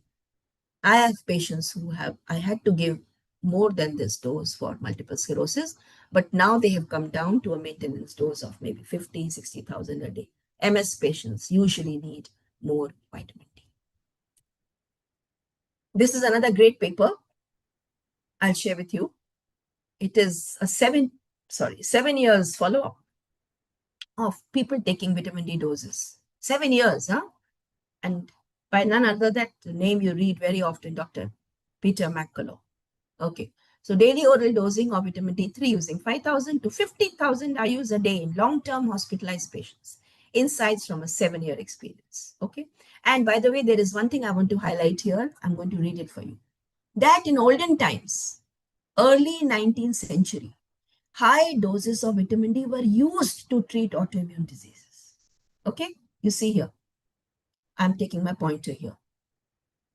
In the 1930s and 1940s, reports were published describing the successful use of vitamin D in treating psoriasis, asthma, rheumatoid arthritis, rickets, and tuberculosis, doses ranging from 60,000 to 3 lakh international units in a day. See, 1,50,000 to 6 lakh international units a day, ameliorating the signs and symptoms of RA. 1 lakh to 15, what should I say? 1 lakh to 1.5 lakhs a day for 2-3 months, completely curing tuberculosis infection. So the point is they were used in the past, but monitoring was not like there. And there were reasons why the standards were completely changed. Let's not get into the politics behind it, but this was there in the past. So this diagram should remain in our mind. A seesaw, easy to remember. Just 2-3 minutes more, friends. Why give cholecalciferol? This question might come from one of you, so I'm answering it right away. Why are we giving cholecalciferol and not giving the ready-made form of vitamin D? Because you get preparations of calcidiol. 125 dihydroxy. Why we don't do that? Because calcitriol, that is the ready-made format, yeah, it will give more hypercalcemia. Now you know why. Because it is in the blood. We are looking to manufacturing inside the cells. Okay, so the chances of hypercalcemia are much less. 2, This ready-made form of vitamin D has been found to have limited effect on immune cells. But here the effect is more with cholecalciferol, because of the local intracellular production of vitamin D inside the cells. Safety is more, efficacy is more with cholecalciferol, and friends, it is cheaper. It's cheaper, isn't it? Easily available. Why should vitamin D be given daily? I just discussed with you, because of the half-life. Half-life of vitamin D inside the immune cells is 24 hours and not 15 days as in the blood. These are the papers which talk about why many of the vitamin D studies have been shown to be ineffective in many diseases, because the doses used are less. The frequency, the methodology is not understood. Okay, in autoimmune diseases, you have to give it on a daily basis. I also use local vitamin D in patients of skin disorders. We get that injection form here, which is cholecalciferol in India. We are lucky to get it. And in your country, I'll tomorrow discuss some products which you can order online, which I know products more obviously from India. And of course, since I have patients from other countries, I've worked out what is available where on a gross basis. Okay. But topical vitamin D3, cholecalciferol, which comes in the injection, it costs hardly 80 rupees in India. 80 rupees is $1. Okay. You mix the content in oil and apply to the skin, because cholecalciferol has found to have an action locally also on the skin cells. Cholecalciferol mechanisms are known. I'm not getting it right now when you're super saturated, but they are there. So by applying vitamin D locally, dilute it because it is very concentrated. 6 lakh I use in about 250 ml oil. Keep up. Once you make it, it'll last for days. Apply to the affected skin a couple of times in a day. These have good response, and then there's no chances. You give it in addition to the oral correction. Huh? You don't give it alone. But very early things in the skin you can deal with, maybe local. You can try that and see. So this is how it is done. This is the so-called ampule we get here for hardly $1. Mix it in oil, keep it, and apply to the skin. Vitamin D toxicity, well, as I just mentioned to you, it is not vitamin D that is toxic. It is hypercalcemia, which can occur because vitamin D will also absorb calcium from the gut, no? Isn't it? That's why we give a calcium restricted diet to people who are on high dose vitamin D. First thing, stop the supplements. Food wise, we tell them to limit dairy, not because it has lactose, no, because of the calcium. And we monitor it. There are patients, in fact, I have seen very rare hypercalcemia in patients, very rare. And even if they have hypercalcemia, there are no symptoms, nothing. We just tell them we monitor your diet and we get into K2. Here is where K27 is needed. Okay, so when you're giving high doses of vitamin D, you can give K27. Again, practically, because I've been dealing with it for years now, we don't get K2 easily in India. We get it in combination. Now, for example, I'm giving 30,000 daily to a patient. And the product that is available in the market of K2 is, let us say, 100 microgram K2 with 1,000 international units, or let us say 5,000 international units of vitamin D. So will I give 6 tablets of that to my patient? Because I have to give 30,000 vitamin. Then that K2 will become too much. K2 should not be more than 300 to 400 IUs per day, whatever the vitamin D level. Don't need to give. So that's why it's important to have separate K2 preparation, separate vitamin D preparation for compartment, which we don't have commonly in many countries. We don't get it easily. So we order online for patients. There are a few products in India, which I will tell you tomorrow. Okay, there are. And you can order online from any country. There are some companies which market it everywhere. So the point is, we have to prevent hypercalcemia, dietary restrictions, stop oral calcium, give magnesium to prevent hypercalcemia. It balances them. And K27. Okay? And then there's no fear. And yes, a lot of hydration is important. Drinking water. So that we are not accumulating calcium in our system. Flushing it. This is another great paper I'm going to share with you. It's a Mayo Clinic publication. I've just copied the gist of it. It says vitamin D is not as toxic as was once thought. That's the name of the paper. a historical and an up-to-date perspective. It says there is enough evidence that vitamin D toxicity is one of the rarest medical conditions and is typically due to intentional or accidental intake of extremely high doses, usually in the range of more than 50,000, 1 lakh IUs for months to years, and most important, without monitoring for hypercalcemia. If hypercalcemia is monitored, these doses can be given the way we give for treating multiple sclerosis patients. This is a summary slide of various studies on vitamin D toxicity. So many studies which says, as such, there is no toxicity below 30,000 IUs per day, no toxicity below 200 nanogram per ml. Dr. Coimbra's one slide says 240. There's nothing to worry. 100, 150, nothing to worry at all. All my patients cross 100, all of them, okay? Without that, we don't see results. So, vitamin D toxicity is not really much to think of. These are all various papers where 40,000 use, 30,000 use, no toxicity seen. This is the MS patient I was telling, myasthenia gravis patient. Remission of severe myasthenia gravis after massive doses of vitamin D. See where my pointer is. What is the dose? 80,000 to 1,20,000 IUs per day. You see it here? Okay. It's a case report, of course, in an American journal. This is RCT.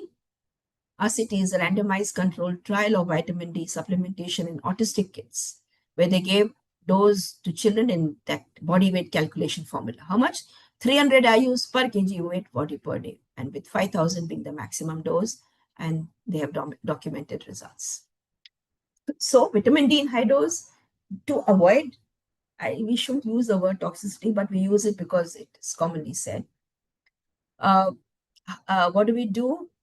We don't want high levels of calcium to get absorbed in the gut, so we give diet which is limited.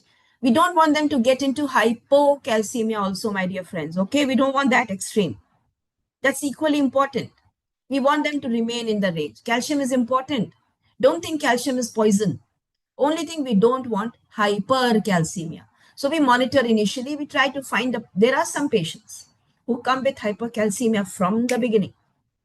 And I've realized that, for example, kidney stones, okay, nephrocalcinosis. It's a tendency.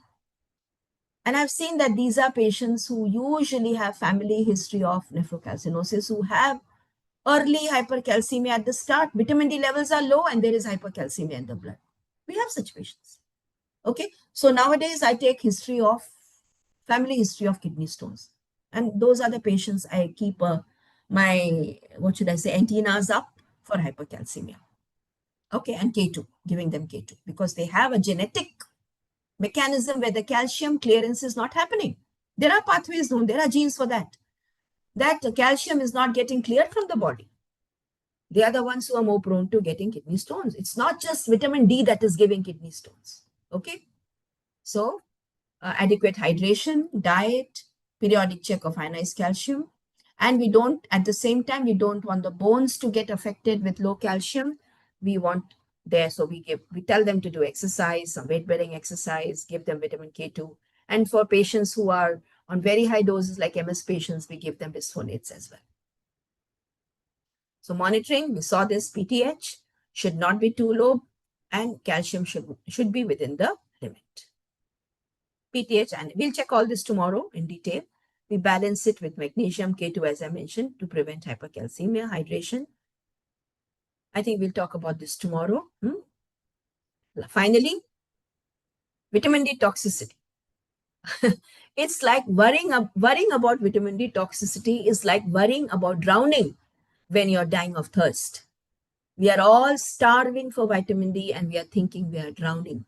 That is what. So point is, it's a unnecessary, too much fear that has been fed into our minds. And we have to come out of it. And that will only happen when you see the results. And when you start doing it, you check your vitamin D, take it, and blah, blah, blah. So I think, friends, with this, I'm going to stop now and we'll continue tomorrow. I'm going to do this Coimbra protocol presentation again tomorrow to start afresh, all this PTH and little more in detail than this one. Okay. And I'm sure you have questions. I'm ready to answer them now. Don't think I'm not ready if you're ready to listen to me. And many of your questions will get answered tomorrow because we are going to repeat it and it will get easier. Is that okay?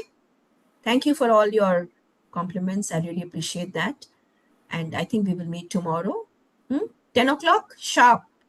We'll meet and we'll only be on the Coimbra protocol, starting with this and then all the other supplements, how to give, brands, blah, blah, blah. Okay? Should we stop? Yeah. Thank you so much for all your great comments. Thank you. Thank you. I really, really appreciate that. Thank you so much. Have a nice Saturday. And Thank Sunday, you, Dr. Reno. See you tomorrow. see you tomorrow. I'm going to eat your head for 3 hours tomorrow. There's a raising of a hand. Sorry. Dr. Surendra Kumar. Yes, sir. So question will be doing tomorrow? If you want, I can do it today, but I'm sure you all are exhausted. But you can ask, sure, if you want to ask. No, not a wonderful session. I enjoy entire time. So I have some questions. Want to ask now? Or you want to wait for tomorrow? So if some question we can you answer today, it's great.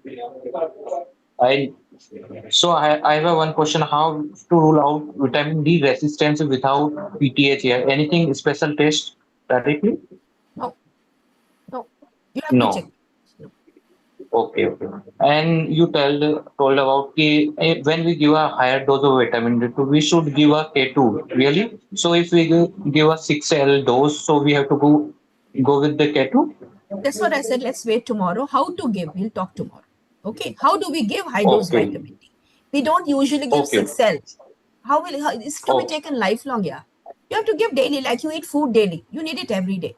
6 lakh you can give just once or twice to correct your deficiency of the patient. But to treat vitamin D resistance, no. We rather give only. Yeah. Okay. Thank you. Thank you. Chalo. See you guys tomorrow then. Huh? Bye. I have a question, please. Hi, Jasmeet. Hi. Yes, please. Follow.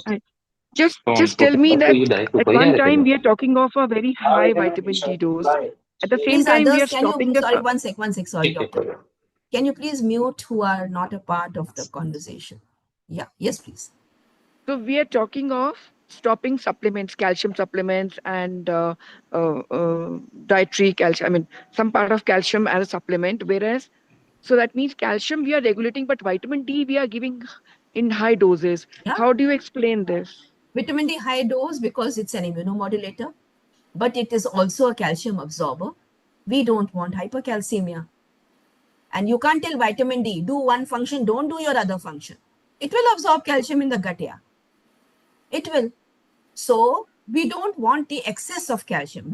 I see, for example, when I was going through the peak of my treatment, I would limit my dairy.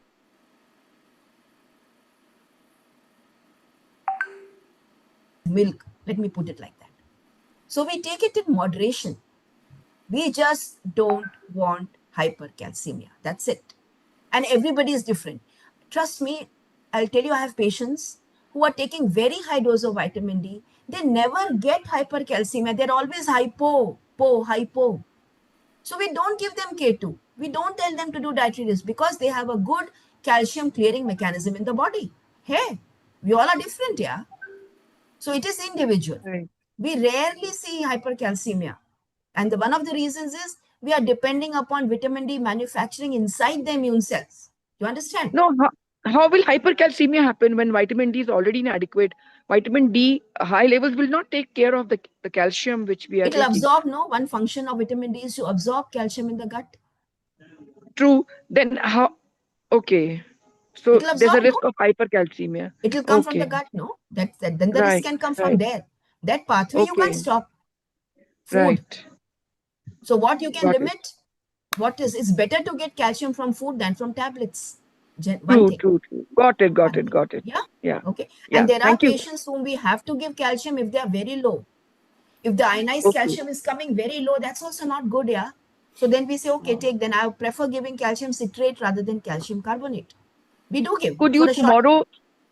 Yeah. Could you tomorrow take various preparations of like calcium citrate, carbonate, and others? Yeah. Sure. Okay. Because most of us are not very clear, and then we just tend to take because whatever. supplements are never taught to us properly. We don't value them. We just take it. We don't value. We don't value tomorrow magnesium. You read the mechanisms of magnesium, you will be wonderstruck. Why we are not taught about it in our medical schools? Then you don't need medicines, Okay.